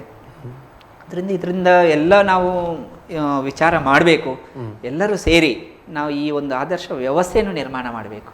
ಆದರ್ಶ ಗಣೇಶೋತ್ಸವ ಇರ್ಬೋದು, ಆದರ್ಶ ಇವತ್ತೊಂದು ದೀಪಾವಳಿಯನ್ನು ಹಿಂದೂಗಳಿಗೆ ಯಾವ ರೀತಿ ದೀಪಾವಳಿಯನ್ನು ಆಚರಣೆ ಮಾಡಬೇಕು ಅದರ ಮಾಹಿತಿ ಕೂಡ ಕೊರತೆ ಇದೆ ಇವತ್ತು. ಆ ಮಾಹಿತಿಯನ್ನು ಇವತ್ತು ಸಿಗಬೇಕಾಗಿದೆ ಹಿಂದೂಗಳಿಗೆ. ಈ ವೆಬ್ಸೈಟ್ ಅಲ್ಲಿ ಎಲ್ಲವೂ ಸಿಗ್ತದೆ. ನಾವು ನಿರಂತರ ಹಿಂದೂ ಜನಜಾಗೃತಿ ಸಮಿತಿಯ ಜಾಗೃತಿ ಅಭಿಯಾನಗಳನ್ನು ಕೂಡ ಮಾಡ್ತಾ ಇದ್ದೇವೆ.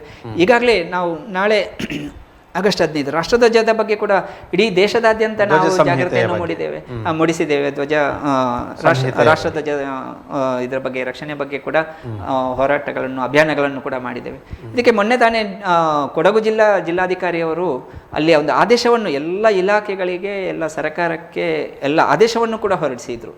ಯಾವುದೇ ಕಾರಣಕ್ಕೂ ಕೂಡ ಪ್ಲಾಸ್ಟಿಕ್ ಧ್ವಜಗಳಿರ್ಬೋದು, ಧ್ವಜದ ಅವಮಾನ ಆಗಬಾರ್ದು, ಮತ್ತು ರಾಷ್ಟ್ರಧ್ವಜದ ಬಗ್ಗೆ ಗೌರವ ಮೂಡಿಸಬೇಕು. ಈ ಬಗ್ಗೆ ಎಲ್ಲರಿಗೂ ಕೂಡ ಒಂದು ಆದೇಶವನ್ನು ಕೂಡ ಹೊರಡಿಸಿದ್ರು. ಇಲ್ಲಿ ಕೂಡ ನಾವು ದಕ್ಷಿಣ ಕನ್ನಡದ ಜಿಲ್ಲೆಯಲ್ಲಿ ಇರ್ಬೋದು, ಉಡುಪಿಯಲ್ಲಿ ಇರ್ಬೋದು, ಇದನ್ನು ಎಲ್ಲ ಶಾಲಾ ಕಾಲೇಜುಗಳಿಗೂ ಕೂಡ ಮನವಿ ಕೊಟ್ಟಿದ್ದೇವೆ.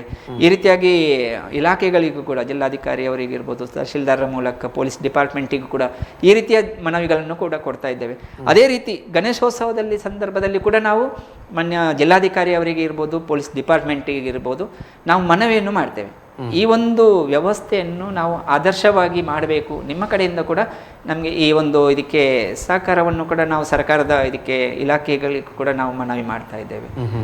ಅದರೊಂದಿಗೆ ಈಗ ಸಾಲು ಹಬ್ಬಗಳ ನಡುವೆ ಈ ಸಾರ್ವತ್ರಿಕ ಆಚರಣೆಗಳಿಗೆ ಕೆಲವೊಂದು ವಿಧ್ವಂಸಕ ಶಕ್ತಿಗಳಿಂದ ಅಡಚಣೆಗಳು ಆಗುವ ಸಾಧ್ಯತೆಗಳಂತೂ ಆದಂಥ ಕೆಲವೊಂದು ಸತ್ಯ ಸಂಗತಿಗಳು ನಮ್ಮ ಎದುರಿಗೆ ಇವೆ. ಗಣೇಶೋತ್ಸವದ ಮೆರವಣಿಗೆ ಮೇಲೆ ಕಲ್ಲು ತೂರಾಟ, ಗಲಭೆಗಳು, ಈ ಸಂದರ್ಭದಲ್ಲಿ ಅದರ ಬಗ್ಗೆಯೂ ಕೂಡ ಒಂದಷ್ಟು ಅದು ನಡೆಯುವಲ್ಲಿ ಅಲ್ಲಿ ಭದ್ರತೆಯನ್ನು ಕೊಡಬೇಕು ಅನ್ನುವಂಥ ನಿಟ್ಟಿನಲ್ಲಿಯೂ ಕೂಡ ಹಿಂದೂ ಜನಜಾಗೃತಿ ಸಮಿತಿ ಏನಾದರೂ ಕೆಲಸವನ್ನು ಮಾಡ್ತಾ ಇದೆಯಾ? ನಾವು ಮತ್ತೊಂದು ಪ್ರಶ್ನೆ ಅಂದರೆ, ಈ ವ್ಯವಸ್ಥೆಯು ಕೂಡ ಕೆಲವೊಂದು ಸಂದರ್ಭಗಳಲ್ಲಿ ಹಿಂದೂ ಧರ್ಮದ ವಿರುದ್ಧವಾಗಿ ನಡೆದುಕೊಳ್ತಾ ಇದೆ. ಈ ಬಾರಿಯೂ ಕೂಡ ಒಂದು ಸುತ್ತೋಲೆಯನ್ನು ಹೊರಡಿಸಿತ್ತು. ಈ ಶಾಲಾ ಮೈದಾನಗಳಲ್ಲಿ ಗಣೇಶನ ಮೂರ್ತಿಯನ್ನು ಸ್ಥಾಪಿಸುವಂತಿಲ್ಲ, ಆಚರಣೆಗೆ ಸಾರ್ವತ್ರಿಕ ಗಣೇಶ ಆಚರಣೆಗೆ ಇಲ್ಲಿ ಯಾವುದೇ ರೀತಿಯ ಅನುಮತಿಯನ್ನು ನೀಡಲಾಗುವುದಿಲ್ಲ ಎನ್ನುವಂಥ ವಿಚಾರಗಳು ಇತ್ತು. ಇದರ ಬಗ್ಗೆಯೂ ತಾವು ಕೂಡ ಏನಾದರೂ ಕೆಲಸ ಮಾಡಿದ್ದೀರಾ? ಹಿಂದೂ ಜನಜಾಗೃತಿ ಸಮಿತಿ ನಾವು ಈಗಾಗಲೇ ಯಾವುದೇ ರೀತಿಯ ಇತರ ಸಮಾಜಕ್ಕೆ ಯಾವುದೇ ರೀತಿಯ ತೊಂದರೆ ಆಗಬಾರ್ದು, ನಾವು ಆದರ್ಶ ರೀತಿಯಲ್ಲಿ ಯಾವುದೇ ಒಂದು ಧಾರ್ಮಿಕ ಕಾರ್ಯಕ್ರಮಗಳು ಕೂಡ ಆಗಬೇಕು, ನಾವು ಆದರ್ಶ ರೀತಿಯಲ್ಲಿ ಒಂದು ಮೆರವಣಿಗೆಗಳನ್ನು ಕೂಡ ಮಾಡಬೇಕು ಅಂತೇಳಿ ಜಾಗೃತಿ ಮೂಡಿಸುವಂಥದ್ದೊಂದು ಪ್ರಯತ್ನ ಹಿಂದೂ ಜನ ಜಾಗೃತಿ ಸಮಿತಿಯಿಂದ ಮಾಡ್ತಾ ಇದೆ. ಅಷ್ಟೆಲ್ಲ ಮಾಡಿದಾಗಲೂ ಕೂಡ ನೀವು ಹೇಳಿದಾಗೇನೆ ಉದ್ದೇಶಪೂರ್ವಕವಾಗಿ ಒಂದು ವಿಚಿದ್ರಕಾರಕ ಶಕ್ತಿಗಳು ತೊಂದರೆ ಕೊಡ್ತಾ ಇರುವಂಥದ್ದು ಗಮನಕ್ಕೆ ಬರ್ತಾ ಇದೆ. ಎಲ್ಲ ಸರಿ ಇದೆ. ಅದರ ಬಗ್ಗೆ ಕೂಡ ನಾವು ಇವತ್ತು ಹಿಂದೂ ಸಂಘಟನೆಗಳನ್ನು ಕೂಡ ನಾವು ಜಾಗೃತಿ ಮೂಡಿಸುವಂಥದ್ದು, ಸರ್ಕಾರಕ್ಕೆ ಕೂಡ ಅದರ ಬಗ್ಗೆ ನಾವು ಜಾಗೃತಿ ಮೂಡಿಸುವಂಥ ಪ್ರಯತ್ನಗಳನ್ನು ಕೂಡ ಮಾಡ್ತಾ ಇದ್ದೇವೆ. ನಾವು ಪೊಲೀಸ್ ಇಲಾಖೆಗೆ ಕೂಡ ಇಂಥ ಸಂದರ್ಭದಲ್ಲಿ ರಕ್ಷಣೆ ಒದಗಿಸಬೇಕು, ನಮ್ಮಿಂದ ಯಾವುದೇ ರೀತಿಯ ತೊಂದರೆಗಳು ಆಗಬಾರ್ದು ಅಂತೇಳಿ ಸಂಘಟನೆಯವರಿಗೂ ಕೂಡ ಮನವಿ ಮಾಡ್ತಾ ಇದ್ದೇವೆ.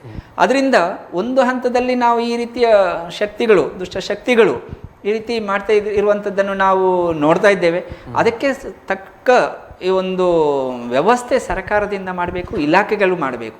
ಆ ರೀತಿಯ ಪ್ರಯತ್ನಗಳು ಇವತ್ತು ದೇಶದ ಅನೇಕ ಕಡೆ ನಡೀತಾ ಇದೆ. ಕಲ್ಲು ತೂರಾಟ ಇರ್ಬೋದು, ದಂಗೆಗಳಿರ್ಬೋದು. ಅದಕ್ಕೆ ಒಂದೇ ಒಂದು ಪರಿಹಾರ ಅಂತ ಹೇಳಿದರೆ ನಾವು ಹಿಂದೂಗಳು ಸಂಘಟಿತರಾಗಬೇಕು. ಯಾವಾಗ ನಾವು ಒಟ್ಟು ಸಂಘಟಿತರಾಗ್ತೇವೆ ಆಗ ಇಂಥ ಶಕ್ತಿಗಳಿಗೆ ಅಂಥ ಧೈರ್ಯ ಬರುವುದಿಲ್ಲ. ಅದಕ್ಕೋಸ್ಕರ ನಾವು ಹಿಂದೂಗಳು ಈ ಒಂದು ಸಂಘಟನೆ ಮಾಡಬೇಕು. ನಾವೆಲ್ಲರೂ ಕೂಡ ನೀವು ಹೇಳಿದಾಗೇ ಜಾತಿ, ಸಂಪ್ರದಾಯ, ಸಂಘಟನೆ ಅಂತೇಳಿ ಎಲ್ಲ ಬೇರೆ ಬೇರೆ ಆಗೋದನ್ನು ಬಿಟ್ಟು ನಾವೆಲ್ಲರೂ ಕೂಡ ಹಿಂದೂಗಳಾಗಿ ಒಟ್ಟಾಗಬೇಕು. ಒಟ್ಟಾಗಿ ನಾವು ಸಮಾಜಕ್ಕೆ ಇದೊಂದು ಆದರ್ಶ ಒಂದು ಹಿಂದೂ ಸಮಾಜದ ಏನು ಆಚರಣೆಗಳನ್ನು ಸಮಾಜಕ್ಕೆ ತೋರಿಸಿಕೊಡ್ಬೇಕು. ಆಗ ಇಂಥ ಪರಿಸ್ಥಿತಿ ನಿರ್ಮಾಣ ಆಗಲಿಕ್ಕೆ ಸಾಧ್ಯ ಇಲ್ಲ. ಅದಕ್ಕೋಸ್ಕರ ನಾವು ಈ ಜಾಗೃತಿಯನ್ನು ಮೂಡಿಸುವಂಥದ್ದು ಪ್ರಯತ್ನ ಹಿಂದೂ ಜನಜಾಗೃತಿ ಸಮಿತಿಯಿಂದ ಮಾಡ್ತಾ ಇದ್ದೇವೆ. ಸುತ್ತೋಲೆಯ ಬಗ್ಗೆ ಗಮನಕ್ಕೆ ಬಂದಿಲ್ವೇ ತಮಗೆ? ಇದು ಕರ್ನಾಟಕ ಸರ್ಕಾರ ಈಗಾಗಲೇ ಈಗ ಶಾಲಾ ಕಾಲೇಜುಗಳಲ್ಲಿ ಯಾವುದೇ ಧಾರ್ಮಿಕ ಕಾರ್ಯಕ್ರಮಗಳನ್ನು ಕೂಡ ಮಾಡಬಾರದು ಈ ರೀತಿಯ ಸುತ್ತೋಲೆಗಳು ಸರ್ಕಾರದಿಂದ ಈಗಾಗಲೇ ಮಾಡಿದೆ. ಇಂಥ ಸರ್ಕಾರದಿಂದ ನಾವು ಏನು ವಿರೋಧ ಸದ್ಯಕ್ಕೆ ಇದರ ಬಗ್ಗೆ ಹಿಂದೂ ಜನಜಾಗೃತಿ ಸಮಿತಿ ಕೂಡ ಪ್ರತಿಭಟನೆಗೆ ಈಗಾಗಲೇ ಆಗಲಿಲ್ಲ. ಇದರ ಬಗ್ಗೆ ಗಂಭೀರವಾಗಿ ಚಿಂತನೆಗಳನ್ನು ಮಾಡ್ತಾ ಇದೆ. ಮುಂದಿನ ದಿನಗಳಲ್ಲಿ ಅದನ್ನು ಕೂಡ ನಮ್ಮ ಸರ್ಕಾರಕ್ಕೆ ಗಮನಕ್ಕೆ ತರುವಂಥ ಪ್ರಯತ್ನಗಳನ್ನು ಕೂಡ ಮಾಡಲಿಕ್ಕಿದೆ. ಅಷ್ಟೇ ಒಂದು ರೀತಿಯಲ್ಲಿ ಇವತ್ತು ಈ ಎಲ್ಲ ಘಟನೆಗಳನ್ನು ನೋಡಿದಾಗ ನಮ್ಮ ಹಿಂದೂಗಳ ಮೇಲೆ ಆಗ್ತಿರುವಂಥ ಎಲ್ಲ ಘಟನೆಗಳು ಇವತ್ತು ಸರ್ಕಾರದಿಂದಲೂ ಕೂಡ ವ್ಯವಸ್ಥೆಯಿಂದಲೂ ಆಗ್ತಾ ಇದೆ. ಈಚೆಯಿಂದ ಧರ್ಮ ದ್ರೋಹಿಗಳಿಂದಲೂ ಕೂಡ ಆಗ್ತಾ ಇದೆ. ಈಚೆಯಿಂದ ನಮ್ಮ ಧರ್ಮದಿಂದಲೇ ಒಂದು ರೀತಿಯಲ್ಲಿ ನಡೀತಾ ಇದೆ. ಎಲ್ಲವನ್ನು ನೋಡಿದಾಗ ನಮ್ಮ ಹಿಂದೂಗಳ ಈ ಒಂದು ಸಂಘಟನೆಯ ಕೊರತೆ ಇದೆ. ಅದಕ್ಕಾಗಿ ನಾವು ಇವತ್ತು ಸಂಘಟಿತರಾಗಬೇಕು. ಆ ಸಂಘಟನೆಯ ಮೂಲಕ ಇವತ್ತು ನೀವು ಆಗ ಹೇಳಿದಾಗೇ ಧಾರ್ಮಿಕ ಶಿಕ್ಷಣ ಇರ್ಬೋದು, ಇವತ್ತು ದೇವಸ್ಥಾನಗಳಲ್ಲಿ ವಸ್ತ್ರ ಸಂಹಿತೆ ಬಗ್ಗೆ ನೀವು ಪ್ರಸ್ತಾಪ ಮಾಡಿದ್ರಿ. ಆ ವಸ್ತ್ರ ಸಂಹಿತೆಯನ್ನು ಕೂಡ ನಾವು ಪಾಲನೆ ಮಾಡಬೇಕು. ಆ ವಸ್ತ್ರ ಸಂಹಿತೆ ಬಗ್ಗೆ ಒಂದು ವಿಚಾರ ಹೇಳಲಿಕ್ಕಿತ್ತು. ಈಗಾಗಲೇ ನಾಳೆಯಿಂದ ನಮ್ಮ ಶೃಂಗೇರಿಯ ಶಾರದಾಂಬ ಪೀಠದಲ್ಲಿ ಕೂಡ ವಸ್ತ್ರ ಸಂಹಿತೆ ನಾಳೆಯಿಂದ ಜಾರಿಯಾಗಲಿಕ್ಕಿದೆ. ಈ ರೀತಿಯಾಗಿ ಇಂಥ ಇದು ಒಂದು ನಿರ್ಣಯ ಸ್ವಾಗತಾರ್ಹ. ಈ ಅಲ್ಲಿಯ ಒಂದು ಶೃಂಗೇರಿಯಲ್ಲಿ ಕೂಡ ಈ ರೀತಿಯಾಗಿ ಒಂದು ನಿರ್ಣಯ ತಗೊಂಡಿದ್ದಾರೆ ಅಂತೇಳಿದರೆ ಇದು ಕರ್ನಾಟಕ ಮಂದಿರ ಮಹಾಸಂಘದಿಂದ ಏನೋ ಒಂದು ಅಭಿಯಾನಗಳು ನಡೀತಾ ಇದೆ. ಈ ಅಭಿಯಾನದ ಒಂದು ಯಶಸ್ಸಿನ ಒಂದು ಭಾಗ. ಅದೇ ರೀತಿ ವಿಶ್ವ ಪ್ರಸಿದ್ಧ ಹಂಪಿ ದೇವಸ್ಥಾನದಲ್ಲಿ ಕೂಡ ಅಲ್ಲಿನ ವಿರೂಪಾಕ್ಷ ದೇವಸ್ಥಾನದಲ್ಲಿ ಕೂಡ ಅಲ್ಲಿನ ಜಿಲ್ಲಾಧಿಕಾರಿಗಳು, ಅಲ್ಲಿಯ ಸ್ಥಳೀಯ ಶಾಸಕರು ಸೇರಿ ಅಲ್ಲಿ ಕೂಡ ವಸ್ತ್ರ ಸಂಹಿತೆಯನ್ನು ಜಾರಿ ಮಾಡಿದ್ದಾರೆ. ಅಲ್ಲಿ ವಿಶ್ವದಾದ್ಯಂತದಿಂದ ಬರುವಂಥ ಅಲ್ಲಿಯ ಒಂದು ವ್ಯವಸ್ಥೆಯನ್ನು ನೋಡಿದಾಗ ಈಗ ಜಾಗೃತಿ ಮೂಡಿಸುವಂಥ ಪ್ರಯತ್ನ ಎಲ್ಲ ಕಡೆಯಿಂದ ಪ್ರಾರಂಭ ಆಗಿದೆ, ಯಶಸ್ವಿಯಾಗಿ ಆಗ್ತಾ ಇದೆ. ಅದೇ ರೀತಿ ನಾವು ಈಗಾಗಲೇ ನಮ್ಮದು ಬೇಡಿಕೆ ಕೆಲವು ಈಗ ಧಾರ್ಮಿಕ ದತ್ತಿ ಇಲಾಖೆಯಲ್ಲಿ ಇರುವಂಥ ದೇವಸ್ಥಾನ, ಎಂಡೋಮೆಂಟಿಗೆ ಸಂಬಂಧಪಟ್ಟ ದೇವಸ್ಥಾನಗಳು ಕೂಡ ಇವತ್ತು ಪ್ರಾರಂಭ ಮಾಡಿದ್ದಾರೆ. ಇವತ್ತು ಇಲ್ಲಿ ಮಂಗಳೂರಲ್ಲಿ ನೋಡಿದರೆ ಕೆಲವು ದೇವಸ್ಥಾನಗಳಲ್ಲಿ ಧಾರ್ಮಿಕ ದತ್ತಿ ಇಲಾಖೆಯ ಒಂದು ಮಾರ್ಗಸೂಚಿಯಲ್ಲಿ ಕೆಲವು ದೇವಸ್ಥಾನದಲ್ಲಿ ವಸ್ತ್ರ ಸಂಹಿತೆಯನ್ನು ಜಾರಿ ಮಾಡಿದ್ದಾರೆ. ಅದೇ ರೀತಿ ಎಲ್ಲ ನಾವು ಆಗ ಹೇಳಿದಾಗನೇ 34,500 ದೇವಸ್ಥಾನಗಳು ಏನಿದೆ ಆ ದೇವಸ್ಥಾನಗಳಲ್ಲಿ ಕೂಡ ಈ ಒಂದು ವಸ್ತ್ರ ಸಂಹಿತೆ ಕಡ್ಡಾಯ ಆಗಬೇಕು. ಅದೇ ರೀತಿ ಖಾಸಗಿ ದೇವಸ್ಥಾನಗಳಿದೆ, ಸುಮಾರು 1,80,000 ದೇವಸ್ಥಾನಗಳು ಇನ್ನೂ ಕೂಡ ಖಾಸಗಿ ದೇವಸ್ಥಾನಗಳಿದೆ ಕರ್ನಾಟಕದಲ್ಲಿ. ಈ ದೇವಸ್ಥಾನಗಳಲ್ಲಿ ಕೂಡ ನಮ್ಮ ಇಂಥ ವ್ಯವಸ್ಥೆ ನಿರ್ಮಾಣ ಆಗಬೇಕು. ಮತ್ತು ಆದರ್ಶ ಒಂದು ವ್ಯವಸ್ಥೆ ಅಲ್ಲಿ ಹಿಂದೂಗಳಿಗೆ ಸಿಗಬೇಕು. ದೇವಸ್ಥಾನ ಅಂತ ಹೇಳುವಂಥದ್ದು ಹಿಂದೂಗಳಿಗೆ ಒಂದು ಧರ್ಮದ ಒಂದು ಕೇಂದ್ರ ಆಗಬೇಕು. ಅಲ್ಲಿ ಪ್ರತಿಯೊಬ್ಬರಿಗೂ ಕೂಡ ಇಂಥ ಶಿಕ್ಷಣ ಸಿಗಬೇಕು. ಆ ರೀತಿಯ ವ್ಯವಸ್ಥೆಗಳಾದಾಗ ಭಾರತ ಏನಿದೆ ಹಿಂದೂಗಳಿಗೆ ಎಲ್ಲರಿಗೂ ಕೂಡ ಒಂದು ಆದರ್ಶ. ಆಗ ನೀವು ಹೇಳಿದಾಗೇ ಇವತ್ತು ಧಾರ್ಮಿಕ ಶಿಕ್ಷಣ, ನಮ್ಮ ಧರ್ಮದ ಅಭಿಮಾನ ಮೂಡಬೇಕು ಎಲ್ಲರಿಗೂ. ಹೇಗೆ ರಾಮರಾಜ್ಯದಲ್ಲಿ ಇವತ್ತು ಕೂಡ ಎಷ್ಟೋ ಸಾವಿರ ಲಕ್ಷ ವರ್ಷ ಆಗ್ಬೋದು, ಅಂಥ ಒಂದು ರಾಮರಾಜ್ಯದ ಬಗ್ಗೆ ನಾವು ಈಗಲೂ ಕೂಡ ಮಾತಾಡ್ತೇವೆ. ಆದರ್ಶ ಒಂದು ರಾಜ ಅಂತ ಹೇಳಿದರೆ ರಾಮ ಅಂತ ಹೇಳ್ತೇವೆ. ಆಗ ಹೇಗಿತ್ತು ಅಂತ ಹೇಳಿದರೆ ಪ್ರತಿಯೊಬ್ಬರು ಕೂಡ ಸ್ವತಃ ರಾಮ ದೇವರಾದ್ರ ಆಗಿದ್ರು ಕೂಡ ಧರ್ಮದ ಆಚರಣೆ ಪಾಲನೆ ಮಾಡ್ತಾ ಇದ್ರು. ಅದೇ ರೀತಿ ಸಮಾಜ ಕೂಡ ಎಲ್ಲರೂ ಕೂಡ ಧರ್ಮದ ಬಗ್ಗೆ ಆಚರಣೆ ಮಾಡಿ ಒಂದು ರೀತಿಯಲ್ಲಿ ಆದರ್ಶ ರಾಮರಾಜ್ಯ ಏನಿತ್ತು ಅದು ಆ ವ್ಯವಸ್ಥೆ ಈಗಲೂ ಕೂಡ ಆಗಬೇಕು. ಆ ಹಿಂದೂ ರಾಷ್ಟ್ರ ಅಂತ ಹೇಳಿದರೆ ಇದು ಒಂದು ರೀತಿಯಲ್ಲಿ ರಾಮರಾಜ್ಯ. ಆ ರಾಮರಾಜ್ಯದಲ್ಲಿ ಇರಬೇಕಾದ್ರೆ ಪ್ರತಿಯೊಬ್ಬರು ಕೂಡ ನಾವು ಆದರ್ಶವಾಗಿ ಇರಬೇಕು. ಅದಕ್ಕೆ ನಮ್ಮ ಧರ್ಮದ ಬಗ್ಗೆ ಆಚರಣೆಗಳನ್ನು ಮಾಡಬೇಕು, ಪಾಲನೆ ಮಾಡಬೇಕು. ಪ್ರತಿಯೊಂದನ್ನು ಕೂಡ ನಾವು ಆದರ್ಶ ಒಂದು ವ್ಯವಸ್ಥೆಯನ್ನು ಇಲ್ಲಿ ನಿರ್ಮಾಣ ಮಾಡಬೇಕು. ಈ ಸಂದರ್ಭದಲ್ಲಿ ನಾವು ಇಷ್ಟೇ ಹೇಳಲಿಕ್ಕೆ ಇರೋದು, ಪ್ರತಿಯೊಂದು ನಮ್ಮ ಈ ಎಲ್ಲ ಘಟನೆಗಳನ್ನು ನೋಡಿದಾಗ ನಮ್ಮ ಭಾರತದಲ್ಲಿ ಇಷ್ಟೆಲ್ಲ ಹಿಂದೂಗಳಿಗೆ ಇಷ್ಟೆಲ್ಲ ಅನ್ಯಾಯ ಆಗ್ತಾ ಇರುವಂಥದ್ದನ್ನು ನೋಡಿದರೆ, ಇವತ್ತು ನಮ್ಮ ಹಿಂದೂಗಳು ಧರ್ಮದ ಆಚರಣೆ ಮಾಡಿದಾಗ, ಧರ್ಮದ ರಕ್ಷಣೆ ಮಾಡಿದಾಗ, ಈ ಧರ್ಮದ ಶಿಕ್ಷಣ ಪಡ್ಕೊಂಡು ನಾವು ಇಡೀ ಒಂದು ಹಿಂದೂ ಸಮಾಜವನ್ನು ಈ ರೀತಿಯಾಗಿ ಒಂದು ಆದರ್ಶ ವ್ಯವಸ್ಥೆ ನಿರ್ಮಾಣ ಮಾಡಿದಾಗ ಈ ವ್ಯವಸ್ಥೆಗಳು ತನ್ನಿಂತಾನೇ ಕಡಿಮೆ ಆಗಲಿಕ್ಕಿದೆ. ಬಟ್ ಹಿಂದೂ ಧರ್ಮದ ಉನ್ನತಿಗೆ ಮತ್ತು ಸಂಘಟನೆಗೆ ಅಡ್ಡಗಾಲಾಗಿರುವಂಥ ಅಸ್ಪೃಶ್ಯತೆಯ ಆಚರಣೆಯ ಕೊನೆಯೆಂದು ಸರ್, ಇದನ್ನು ಸರಿಪಡಿಸುವ ನಿಟ್ಟಿನಲ್ಲಿ ಒಂದು ಪ್ರಯತ್ನಗಳು ಆಗಲೇಬೇಕು, ಅದು ತುರ್ತಾಗಿ ಆಗಬೇಕು. ಇದರ ಬಗ್ಗೆ ಏನಾದರೂ ಕೆಲಸಗಳು ಆಗ್ತಾ ಇದೆಯಾ? ಈಗ ಇದು ಬಹಳಷ್ಟು ದೊಡ್ಡ ತೊಡಕಾಗಿ ಪರಿಣಮಿಸ್ತಾ ಇದೆ. ಎಲ್ಲರೂ ಕೂಡ ಅದನ್ನೇ ಬೆರಳು ಮಾಡಿ ತೋರಿಸ್ತಾ ಇರ್ತಾರೆ. ಅಲ್ಲಿರುವಂಥ ಲೋಪ, ಮಹಾಲೋಪ, ಮಹಾಪಾಪ, ಮಹಾಶಾಪ ಅನ್ನೋದು. ಧರ್ಮ ಏನು ಹೇಳ್ತದೆ ಅಂತೇಳಿದರೆ ಎಲ್ಲಿಯೂ ಕೂಡ ಜಾತಿ ಹೇಳಲಿಲ್ಲ, 4 ವರ್ಣ ಮಾತ್ರ ಹೇಳಿದ್ದಾರೆ. ಬ್ರಾಹ್ಮಣ, ಕ್ಷತ್ರಿಯ, ವೈಶ್ಯ, ಶೂದ್ರ. ಆದರೆ ಶೂದ್ರ ಅಂತ ಹೇಳಿದರೆ ಕನಿಷ್ಠ ಇದು ಅಸ್ಪೃಶ್ಯರಂತ ಅಲ್ಲ. ಯಾರೂ ಬ್ರಾಹ್ಮಣರಾಗ್ಬೋದು, ಯಾರು ಕ್ಷತ್ರಿಯರಾಗ್ಬೋದು, ಯಾರು ವೈಶ್ಯರಾಗ್ಬೋದು, ಯಾರು ಶೂದ್ರರಾಗ್ಬೋದು. ಯಾರು ಬ್ರಹ್ಮಣ ತತ್ವವನ್ನು ಯಾರು ಬೋಧನೆ ಮಾಡಿ ಅಧ್ಯಾಪನ ಮಾಡ್ತಾರೋ ಅವರು ಬ್ರಾಹ್ಮಣರು. ಯಾರು ಧರ್ಮದ ರಕ್ಷಣೆಗಾಗಿ ಹೋರಾಟ ಮಾಡ್ತಾರೋ ಕ್ಷತ್ರಿಯರು. ಯಾರು ನಮ್ಮ ಧರ್ಮಕ್ಕೋಸ್ಕರ ಏನು ದುಡಿತಾರೋ ಅವರು ವೈಶ್ಯರು. ಅದೇ ರೀತಿ ಯಾರು ಪರಿಶ್ರಮ ಪಟ್ಟು ಪ್ರಯತ್ನಗಳನ್ನು ಮಾಡ್ತಾರೆ ಇದನ್ನು ಅವರು ಶೂದ್ರರಂತೇಳಿ. ನಮ್ಮ ಪ್ರತಿಯೊಬ್ಬರು ಕೂಡ ನಾವು ಬ್ರಾಹ್ಮಣರು ಇರ್ತೇವೆ, ಕ್ಷತ್ರಿಯರು ಇರ್ತೇವೆ, ವೈಶ್ಯರು ಇರ್ತೇವೆ, ಶೂದ್ರರು ಇರ್ತೇವೆ. ಯಾವಾಗ ತಿಳ್ಕೊಳ್ತೇವೋ ಆವಾಗ ಅಲ್ಲಿ ಅಸ್ಪೃಶ್ಯತೆ ಅಂತ ಹೇಳುವಂಥದ್ದು ಎಲ್ಲಿಯೂ ಕೂಡ ಬರೋದು. ಇದನ್ನು ನಾವು ಸರ್ಕಾರಕ್ಕೇ ಕೇಳಬೇಕು. ಈಗ ನಾವೊಂದು ರೀತಿಯಲ್ಲಿ ಹೇಳ್ತೇವೆ, ನಾವು ಇಲ್ಲಿ ಮೀಸಲಾತಿ ಅಂತೇಳಿ ಯಾಕೆ ಕೊಟ್ಟಿದ್ದಾರೆ ಅಂತೇಳಿ. ಪ್ರತಿಯೊಂದು ಕೂಡ ಜಾತಿ ಯಾಕೆ ಕೇಳ್ತಾರೆ. ಇವತ್ತು ಒಂದು ನಾವು ಇಲ್ಲಿ ಪ್ರವೇಶ ಆಗಬೇಕಿದ್ರೆ ಅಲ್ಲಿ ಜಾತಿ ಕೇಳ್ತಾರೆ. ನಾವು ಸರ್ಕಾರದ ವ್ಯವಸ್ಥೆಯಲ್ಲಿ ಇದನ್ನು ಬದಲಾವಣೆ ಮಾಡಬೇಕು. ಈಗ ಹಿಂದಿನ ಇದಕ್ಕೆಲ್ಲ ನೋಡಿದರೆ ಇದು ಅಸ್ಪೃಶ್ಯತೆ ಅಂತೇಳಿ ತುಂಬ ಕಡಿಮೆ ಇದೆ. ನಾವು ಯಾವಾಗ ಧರ್ಮಕ್ಕೆ ನಾವು ಏನು ಪ್ರಾಧಾನ್ಯತೆ ಕೊಡ್ತೇವೋ ಅಲ್ಲಿ ಜಾತಿ ಪ್ರಶ್ನೆ ಬರೋದಿಲ್ಲ. ಅದಕ್ಕೆ ನಾವು ಆ ವಿಚಾರವನ್ನು ಇವತ್ತು ಎಲ್ಲ ಸಮಾಜಕ್ಕೆ ತಿಳಿಸಬೇಕಾಗಿದೆ. ಅದಕ್ಕೆ ಯಾವಾಗ ಧರ್ಮ ಶಿಕ್ಷಣ ಪಡ್ಕೊಂಡು ಅವರು ಆಚರಣೆ ಪ್ರಾರಂಭ ಮಾಡ್ತಾರೋ ಎಲ್ಲರೂ ಒಂದೇ, ಅಲ್ಲಿ ಜಾತಿ ಪ್ರಶ್ನೆನೇ ಬರೋದಿಲ್ಲ. ಇವತ್ತು ನೀವು ಹೇಳಿದಾಗೇನೆ ಜಾತಿ, ಸಂಪ್ರದಾಯ, ಸಂಘಟನೆ ಎಲ್ಲ ಕವಲಾಗ್ತಾ ಇದೆ.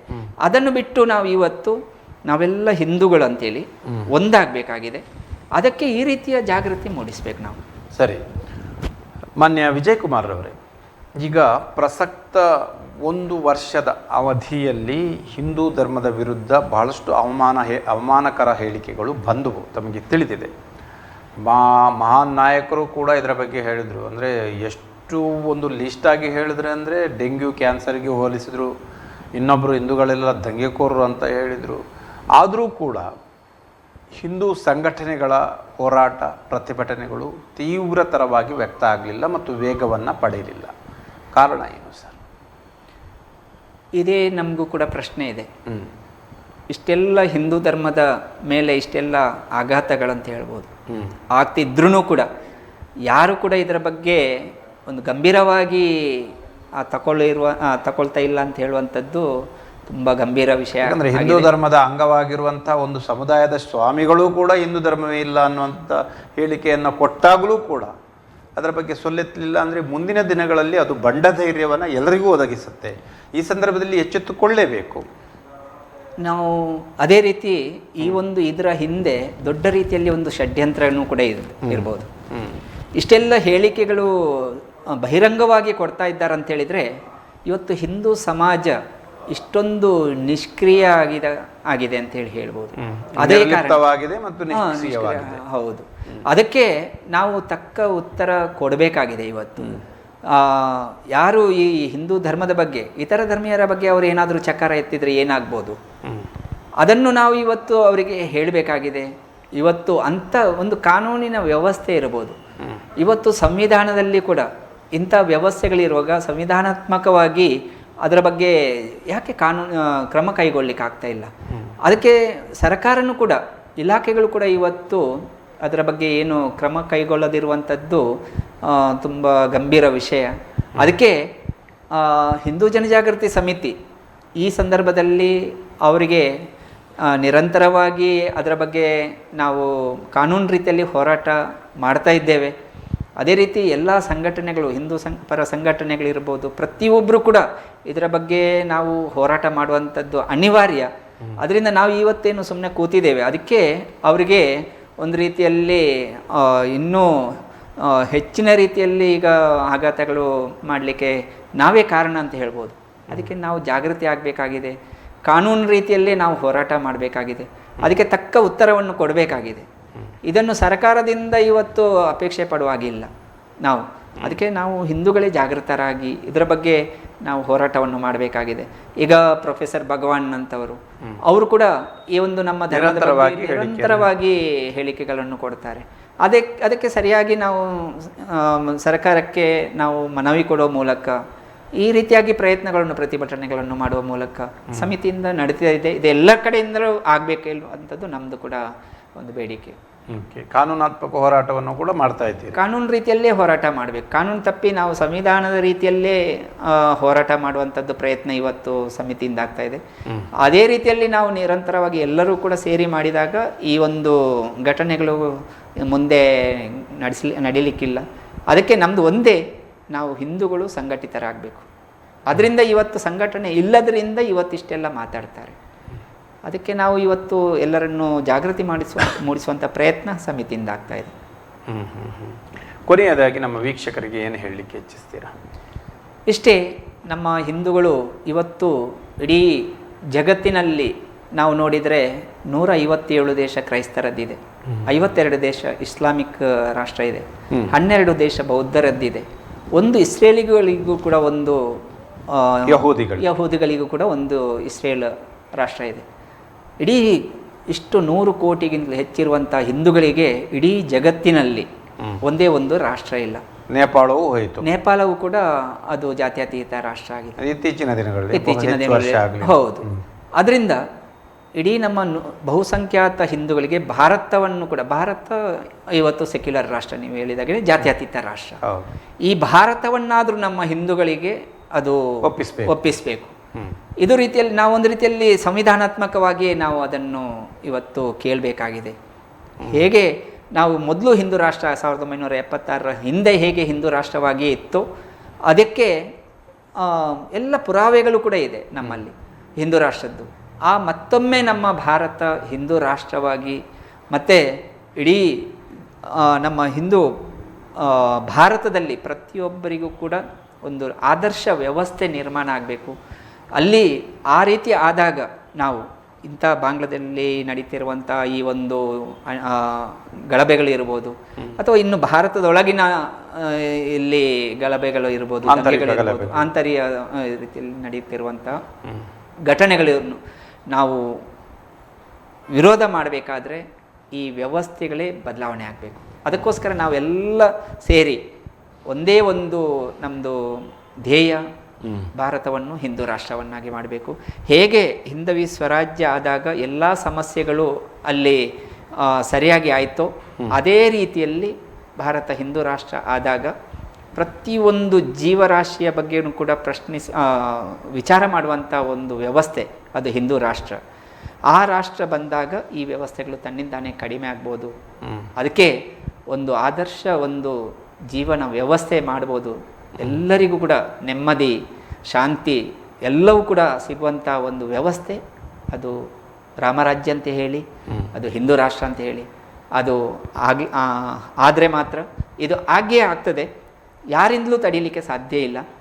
ಹೇಗೆ ಸೂರ್ಯ ಉದಯ ಆಗುವುದನ್ನು ತಡಿಲಿಕ್ಕೆ ಸಾಧ್ಯ ಇಲ್ವೋ ಅದೇ ರೀತಿ ಹಿಂದೂ ರಾಷ್ಟ್ರವನ್ನು ತಡಿಲಿಕ್ಕೆ ಯಾರಿಂದಲೂ ಸಾಧ್ಯ ಇಲ್ಲ. ಈ ದಬ್ಬಾಳಿಕೆ ದೌರ್ಜನ್ಯಗಳು ಕೊನೆಗೊಳ್ತಾವ, ಎಲ್ಲವೂ ಕೂಡ ತನ್ನಿಂತಾನೇ ಆಗ್ಲಿಕ್ಕೆ ಇದೆ.